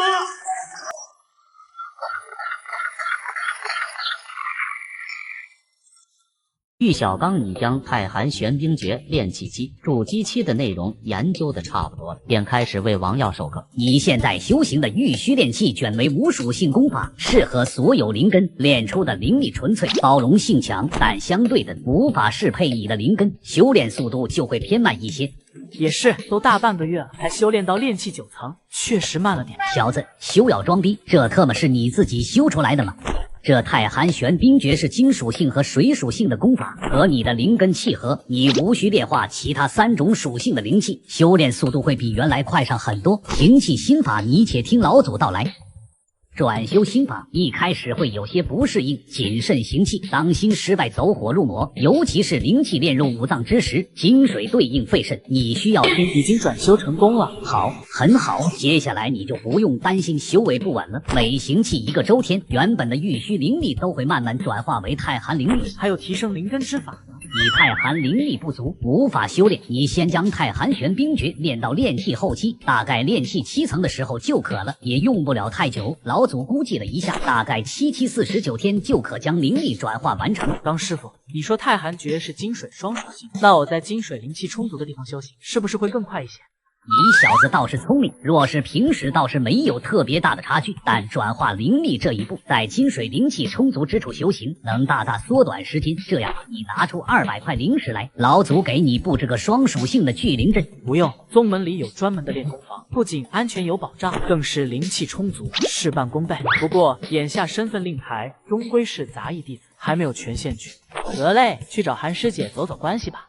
你倒是有心了，还带伴手礼，我还正要找你。说来也巧，丹阁那边上架了好几瓶淬灵丹，这种丹药数年都不炼制一瓶，我帮你买了1瓶。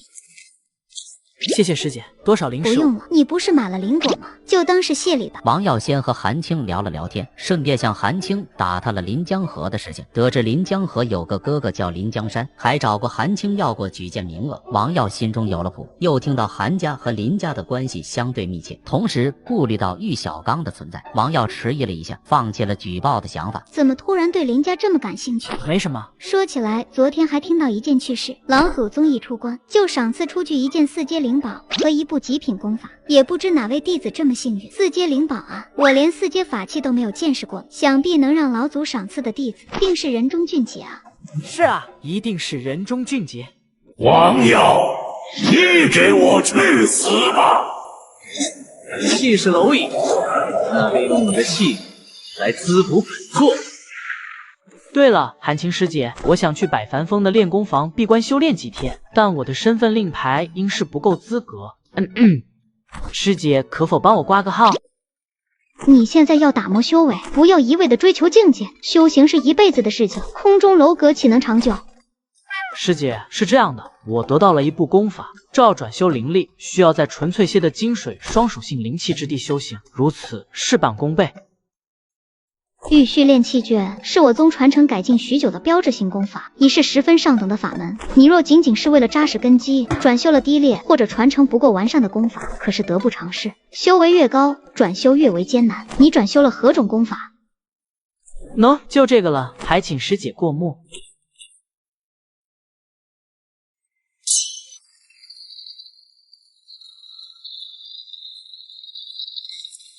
这我还从未见过如此精妙的法诀。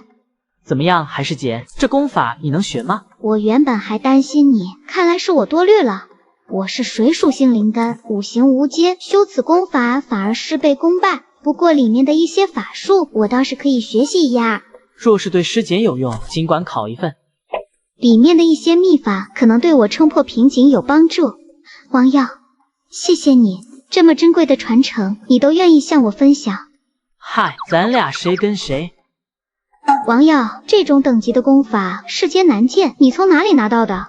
老祖宗出关时赠给我的。怪不得，原来是老祖宗的传承。哎，等等。对了，刚才师姐不是说没有见识过4阶灵宝吗？哎，今天你就见识到了。师姐不仅见识，随便看随便摸，甭客气。那个得到老祖赏赐的弟子，竟然是王耀。韩青都开始羡慕王耀了。3阶以下的法器，无论是材料还是炼制工艺都很简单，而3阶以上的中3境法器便不能再批量化打造了，每一件都需4阶炼气大师用心锻造，而这还只是法器。王耀得到的是灵宝，4阶灵宝运有剑灵，内有神通，价值不可估量。这确实是把好剑。若是师姐喜欢，我借给师姐用就是了。滚拒绝，滚拒绝！我不是剑修，平时佩剑只是施法之用。如此珍贵的灵宝，你要好好保管，切不可随意外借。吓死宝宝了啦！韩青师姐没有辜负本座对你的信任呐。知识我是不介意分享，你学会了，我也学会，那就是知识乘2。但是灵宝借你了，本座可就没了。师姐对我有恩，又怎是随意外借？那接不接云梦师姐呢？这特么是什么问题啊！冷静，冷静，冷静！人生3大错觉，手机震动，我能反杀，他喜欢我。王耀啊，王耀，淡定点，你现在还只是一个16岁的孩子。韩青师姐怎么可能会对我有那种奇怪的意思？不可能，绝对不可能！当然会借，云梦师姐对我也有大恩，我的命都是她救的，更何况这些身外之物。不错，云梦师姐是你的引路之人，她还托我照顾你，你可不能忘了她的好。韩青师姐放心，我绝对不是那种娶了媳妇就忘了娘的人。你说的什么胡话啊？我就随口那么一说。走吧，我带你去练功法。快到了，正好今日正是灵台开门之时，带你去见识见识。师姐，灵台是什么地方？灵台道场是我宗长老以天脉、地脉、灵脉在玉虚珠峰上打造而成的悟道之所，一个季度才解锁一次，珍贵至极。百凡峰的灵台为筑基灵台，里面只有5个位置供百凡峰的弟子使用。这5个灵台的名额要靠宗门每个季度斗法的排位大比来分配排名，前5才有资格进入灵台修行。你下个季度也可参加排位大比来试试，能在筑基前进入灵台修行一次，可是一个极好的机缘。排位大比吗？正好检验自己修为的时候来了。王耀，你给我去死吧！气势蝼蚁，那便用你的气来滋补本座。入灵台道场的规矩可都知晓，再强调一次，开门仅10息，请各弟子迅速入内。灵台内可修行12个时辰，明日正午开门。这灵台开门竟然还有时间限制。灵台乃天地灵3材质秘境，逆天之道场，台上更有瞒天法阵阻隔，以免天妒，自然不可常开大门。听师姐你说的这么熟，我现在就想进去看看。这次肯定是没机会了，你且好好练练斗法之能，争取下个季度进入这一届的前5名。王耀不语，感受了下自己的运势，欧气升腾，大吉大利。他总感觉这次灵台开门，自己就能进去修行。灵台开。灵台洞府的大门缓缓打开，其中一名弟子更是兴奋激动。他是这届排位的第6名，本来灵台中没有他的位置，可就在前几天，排位第1的耀天据说因为纵欲过度住院了，至今还在回春堂躺着。灵台的位置这才轮到他这个老六。还不进门，等待何时？我想拉屎，快憋不住了，能不能等我一等？灵台道场岂能如此儿戏？还有7息。可恶！若是错过这次炼气境界，怕是再无机会进入灵台。今日怎么能在这里掉链子？拼了！灵台道场，我特么来了！等等，你不能进了！你竟然想在灵台里拉屎？没，我现在没事了。停下！你再向前迈一步，贫道把你屎都打出来！晦气！百凡殿那边的管事都是吃白饭的吗？这种离谱的弟子也能招进来，真是无量个天尊啊！还有4息关门那个炼气圆满的杂役弟子，空缺的位置你来补上，速速进来，不要浪费名额了。韩师姐，那我进去。这也太离谱了吧！小子，这还真是一处逆天秘境，灵气能遇到这种程度，无论是打磨灵力还是转化灵气，都能十分轻松。王耀也不再多想，一心一意打磨境界，转化灵力，毕竟时间有限。王耀，请来。还剩下6个时辰，你可以用地脉淬炼肉身。灵脉对应灵力，地脉对应肉身，天脉对应神识，灵力对应同样也是炼气修士，不可筑基。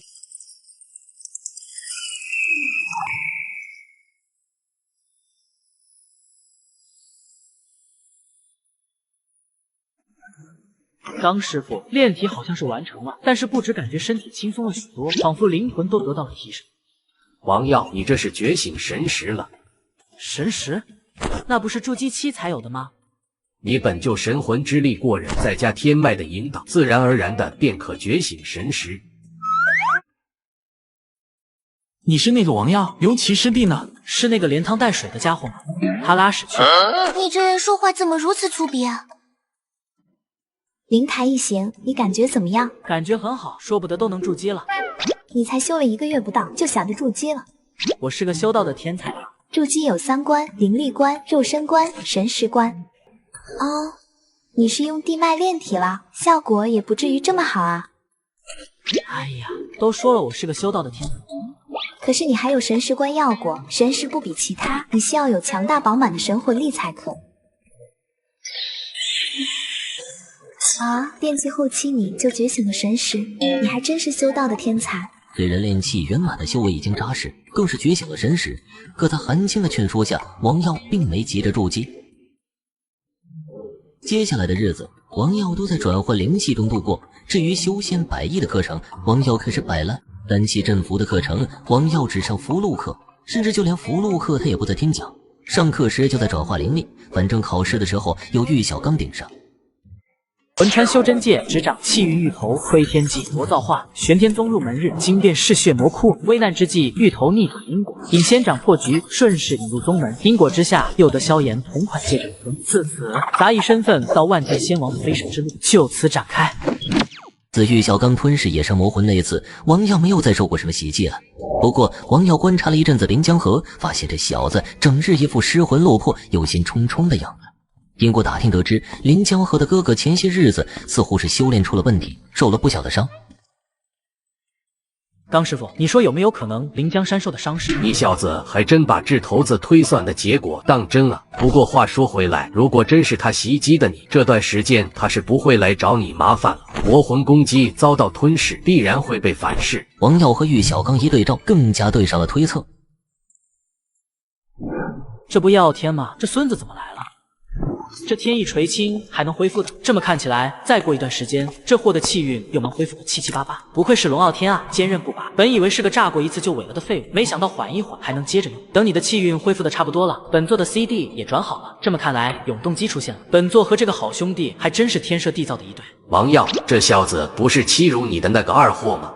现在你也是炼气圆满，再加上炼了体，觉醒了神识，还有4阶灵宝在身，不必怕他。姐，王耀，是时候报仇啊，给老祖干了！干什么干？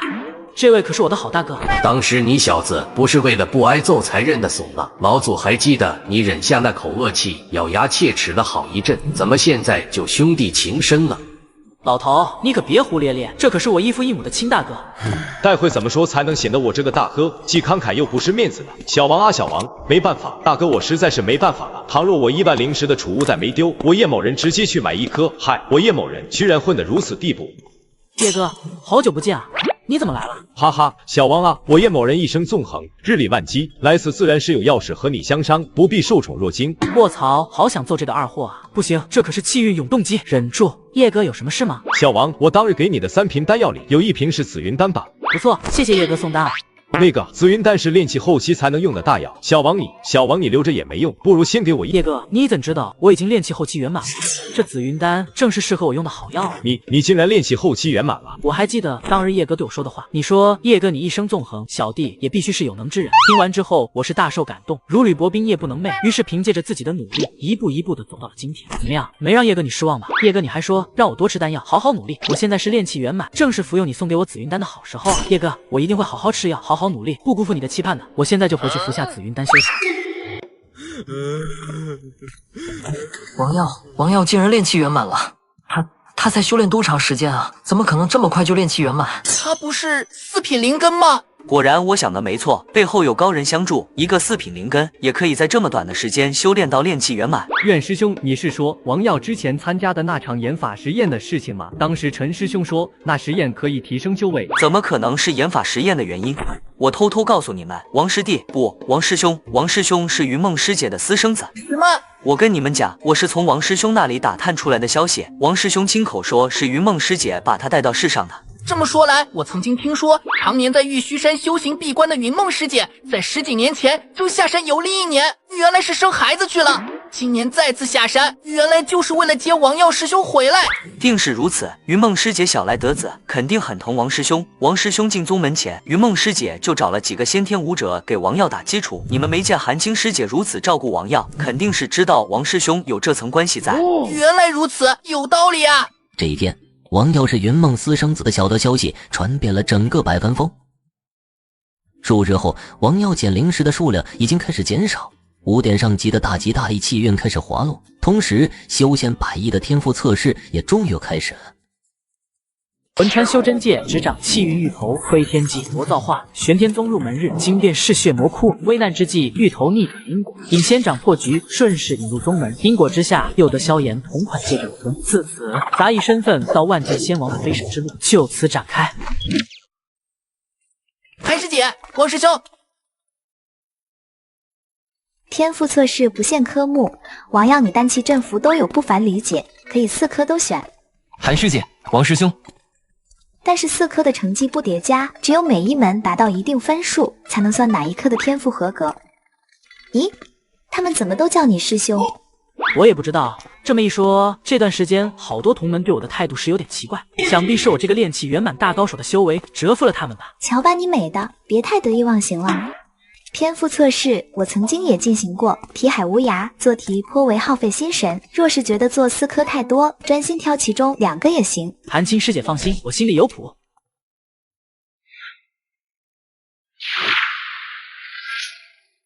考生们眼前的便是无涯碑修仙100亿天赋测试，并由此进行出题测评。测试时，碑灵会将知识随机排列组合，杜绝一切泄题可能，让人无从作弊。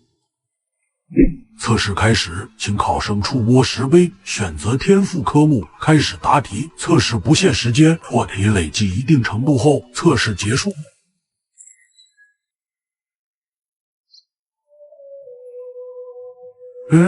这个弟子倒是有趣，这个杂役弟子竟然同时选择了丹气正符，此次岂不知贪多嚼不烂之理？多项天赋测试分数并不叠加，就算选择4项天赋测试，也只是图好心神而已。最大的可能是4项都不及格。难道没人跟这个杂役弟子讲过这事吗？也许眼界窄，也许只是为了哗众取宠，谁知道呢？王耀看着虚空中浮现的4套试卷，除了符箓道的试题，其他3科王耀根本没研究过，完全不懂。不过也完全不慌，毕竟有打工人玉小刚。刚师傅，什么都不说了，你懂的。臭小子，关键时刻还得看老祖我办。玉小刚将解题方法传入王耀脑海，如今王耀人事出城，学习效率翻倍，就这么在脑子里过了一遍，便将知识融会贯通。丹气阵符如今依旧是修仙100亿主流，考生们基本都选的这4科。在场的4位执事各司一道，执事们可以通过监考令牌实时查阅考生答题的进度，不过考生的姓名设了一道禁制，暂时无法查看。这次参加测试的弟子天赋很一般呢。不然呢？真有天赋的弟子早就在上半年的天赋测验中脱颖而出了。也是啊，这个弟子倒是有点意思。这不才65分吗？有什么大不了的？哎，不对，这弟子竟然1题未错。不错，虽然前100道题相对基础，但1题未错，说明这弟子对丹道的理解掌握的扎实。不过做题速度倒是一般。我这里也发现一名弟子1道未错，现在达到快70分了。我这儿也发现一个好苗子，也是1道题没错。参加正道测试的弟子就比较一般了，贫道到现在还没有发现什么亮眼的。也正常，正道毕竟相对较难一些。刚才竟未发现，这有一张正道试卷也是1道未错，不错，答题思路非常扎实。这么说来，这次天赋测试倒是发现了几个好苗子，不是吗？100分后才正式测试天赋的时候，能冲到200分，便证明资质不凡。不知道他们最后能得多少分？那弟子冲到200分了，不错不错。我看好的这名弟子也是200分的。巧了，我这边这个弟子天赋也是200分了。这还真是巧啊！贫道看好的这弟子也200分了。那就恭喜大家各买再添1名俊才了。300分的妖孽级天才呀！巧啊，我这边的弟子也是300分的超级天才。巧了，我这边这个弟子也是300分。确实妖孽，这还真是巧啊！贫道看好的这弟子也300分了，相当妖孽。这次天赋测试竟同时多出4位超级天才，可喜可贺。不行，我要看看这妖孽弟子的名字。不好吧，考试还未结束。不碍事，我们4人一起看看便是。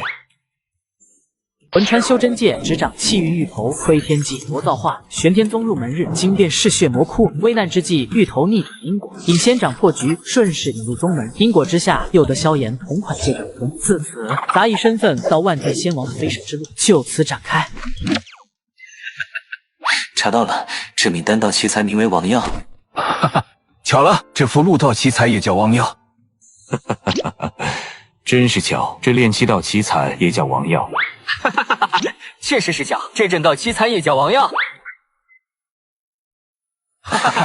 好巧，好巧，好巧！王耀是那名杂役弟子，真的是一个人。怪不得，我刚才还说他做得慢，其实是因为他4套考题交叉着走。这个杂役弟子竟然是丹气正符的4道天才。你们这些年轻人都是元婴期的执事啊，如此大惊小怪，成何体统？我操，4道奇才，每一门技法的天赋都冲上350分了。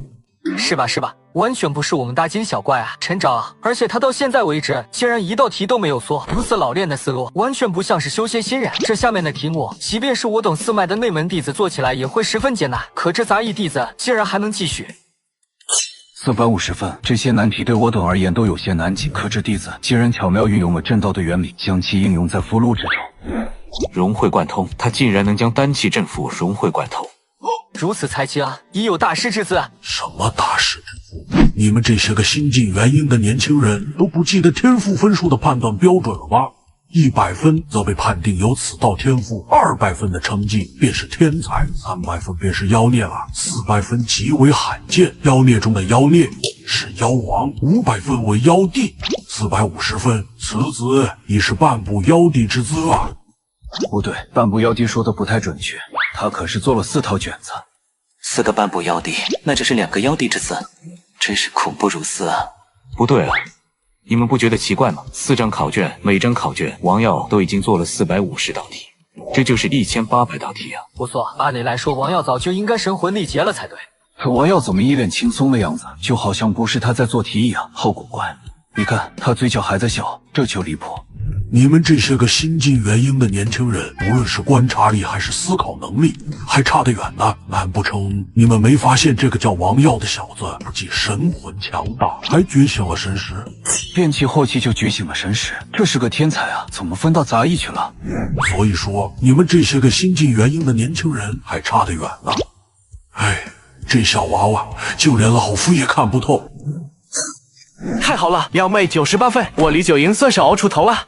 师叔，我考了298分，幸不辱命，给咱们符箓一脉争光了。好，既然是接近妖孽的天才，接下来我要好好培养你。过奖，感谢各位师叔抬爱，我还需继续努力，不负宗门栽培。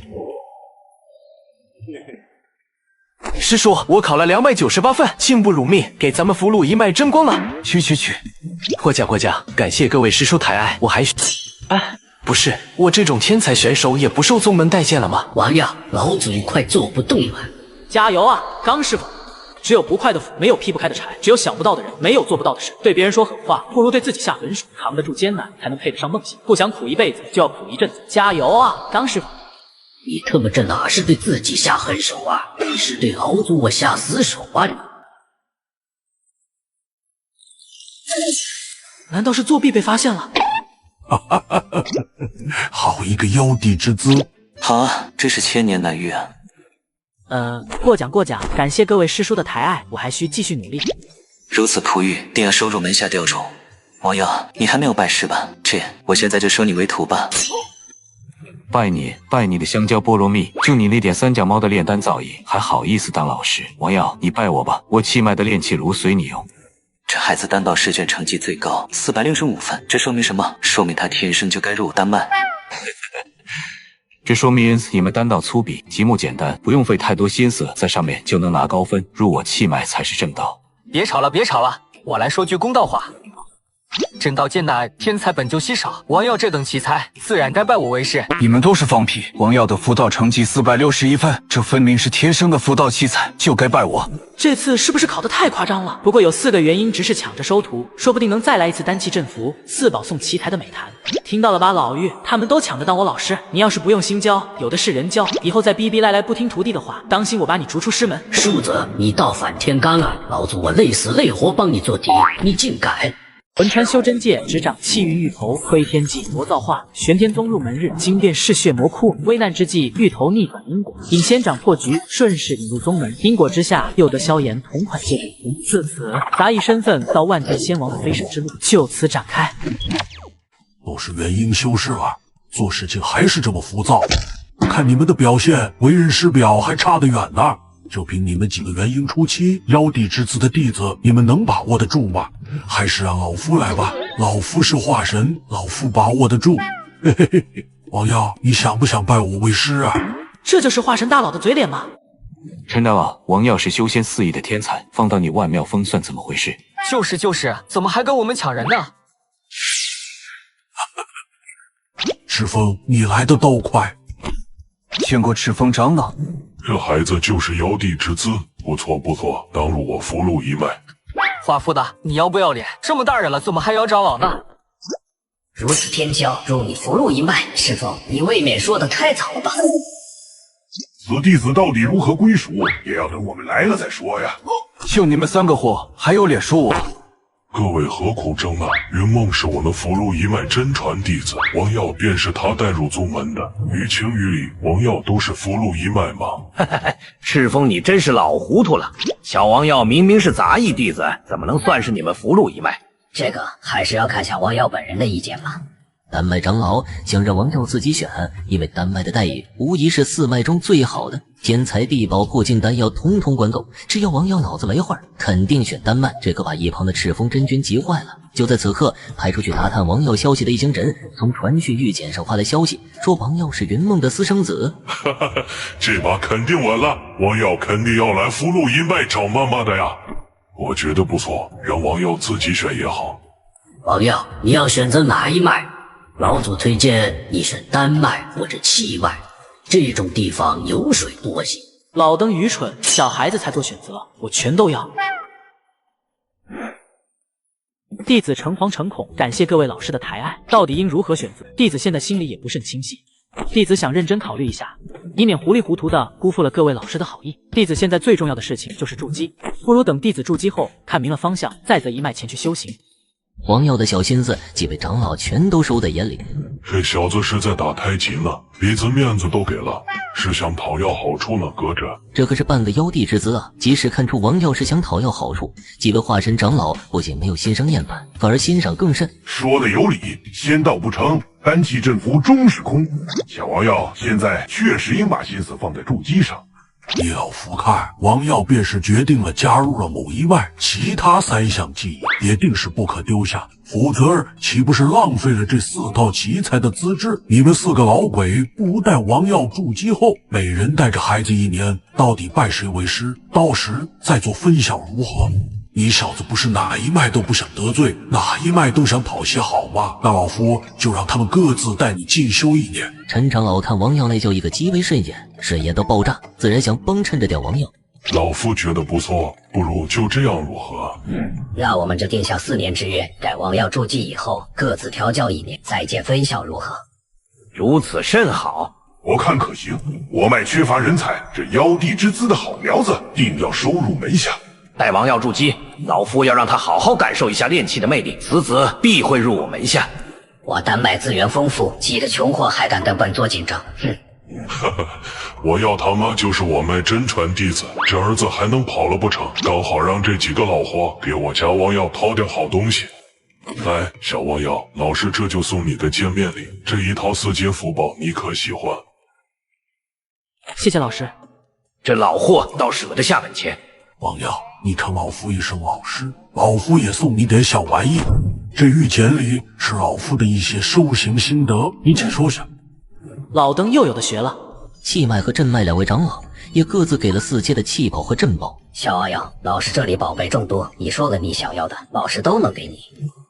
不知老师可有滋养神魂的宝贝吗？那自然是有。这是4阶的养魂木，神识入内可壮魂魄，对元婴期修士都有不小的用处。谢谢老师。老玉，可别说我没想着你，你这老骨头可以好好的补补身子了。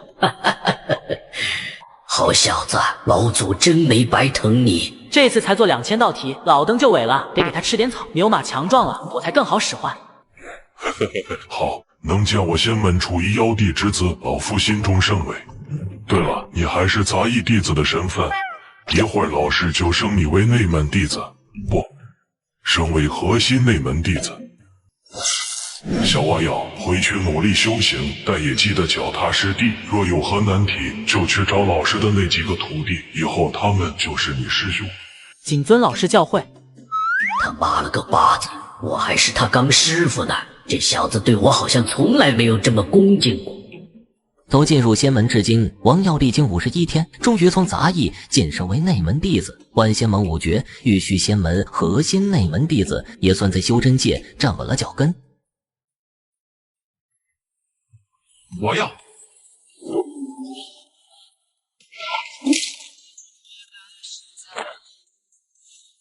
老师，其实叫我的名字可以不用这么大声吧？王耀，你小子刚进内门一段时间的睡觉，真不知道你的举荐名额是怎么来的。要睡滚出去睡！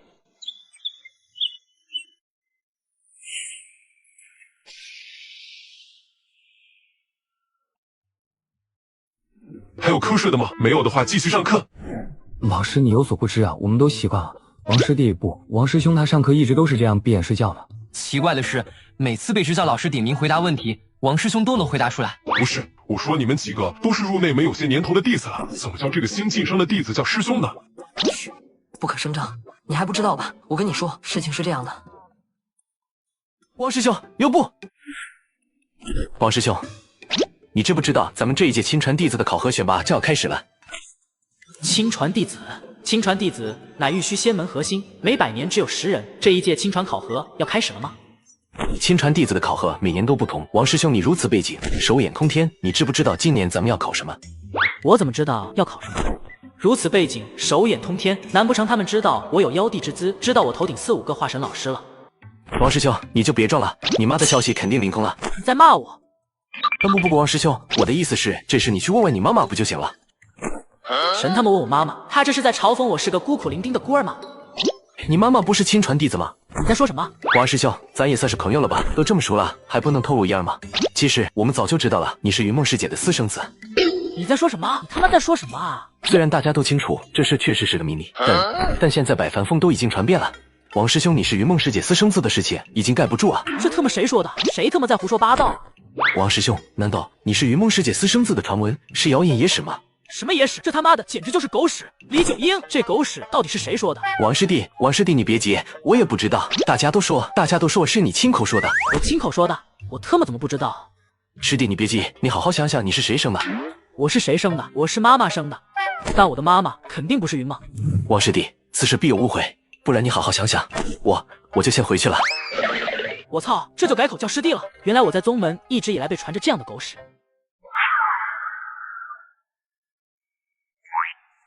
是云梦师姐出关了。师傅，让你久等了。不错，这次闭关倒是有些长进。不负师傅期望，这次下山游历颇有感悟。此次闭关月余，修为再进一步，已是金丹中期完全圆满，只待突破。不错，这段时间再用红尘炼心法稳固下道心修为。你师祖不日将开展一次讲经，可能会是你突破的契机。师祖出关了。你师祖正与法研院大长老推演此次闭关心得，今年年底就会召集全宗弟子开展一次大型讲经。本届的真传弟子选拔也会围绕着师尊的讲经来进行。本届弟子进入仙门2年，应当选出一位真传了。也不知韩青和王耀相处的如何。4品明根，近2月时间，就算在杂役处当杂役弟子，也该练气1层了吧？到时候再让那孩子选一个修仙百艺，过一下天赋测试。你去打听下百凡峰的消息。是，云梦师姐。云梦师姐，你说的那个名为王耀的弟子有些不得了啊！不得了，快讲与我听。师姐，有话直说便是，无需这般扭捏。师姐，那个叫王耀的弟子已经炼气圆满了。你说什么？炼气圆满，而且还已经是内门核心弟子了。是的，师姐。真是不得了啊！本姑娘这是带回来一个什么奇才啊？师姐，怎么还有事？师姐，那个到底何事？别再吞吞吐吐的了。那百凡峰上的弟子都说王耀是你私生子，先说好师姐，我是不信的。谁说的？他们都说是王耀亲口说的嘛。岂有此理！本姑娘这是带回来一个什么玩意儿？臭小子！能耐了！这怎么回事？4点的终极卦象不应该是顺风顺水吗？难不成这运势和卦象是分开算的？只不过卦象和运势可以相互影响，所以一直以来是本座自己下意识的把这2者给绑定。可现在我人在家中坐，这惊险又从何而来呢？王耀，师姐，你听我解释，这就是个……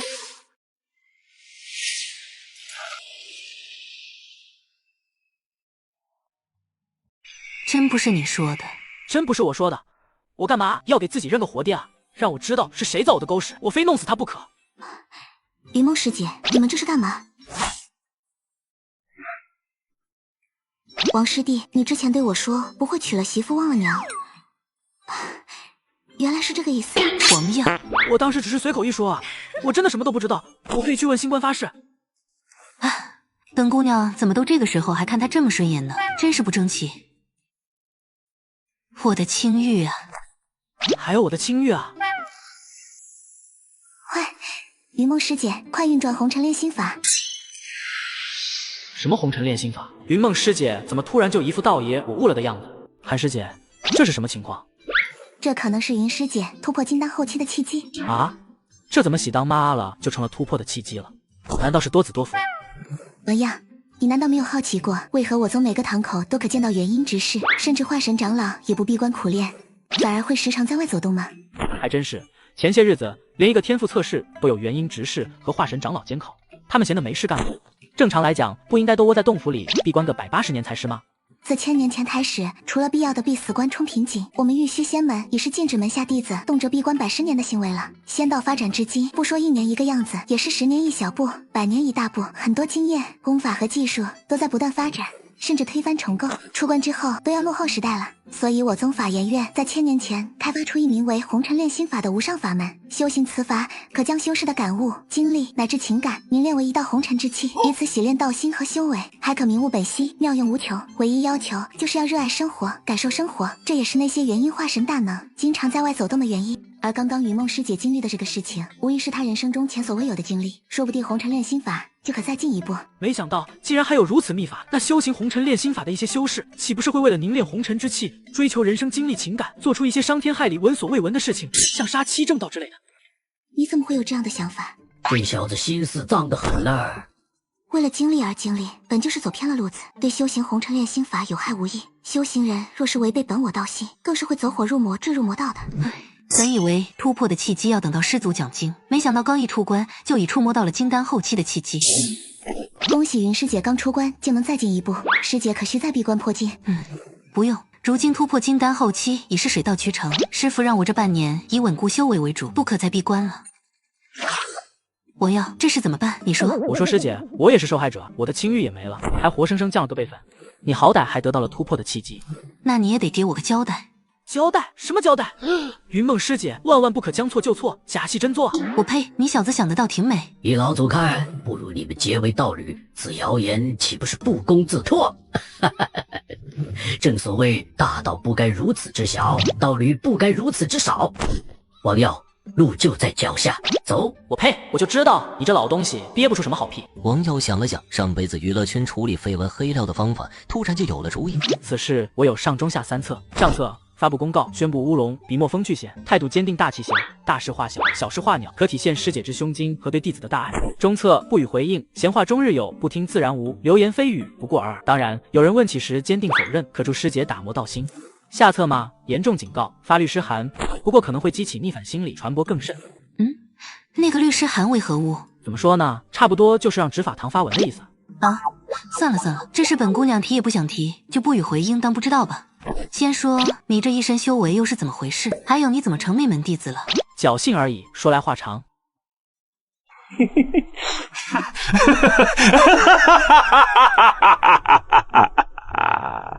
哥，你没事吧？哥，你快擦擦鼻涕吧，我害怕。小何，哥哥废了，我现在连金丹都修不成了。哥，你没办法恢复了吗？哥，你那天袭击王耀的时候发生了什么？我想不起来了。我现在稍稍动脑就头痛欲裂，修复神魂的天才地宝何其珍贵，我现在已是废人一个，家族不会再为我付出这些。还有其他几个堂系兄弟对我内门弟子的位置虎视眈眈，若是知道我是废人一个，我更是万劫不复啊！王耀，都怪王耀，我要杀了他，我要杀了他！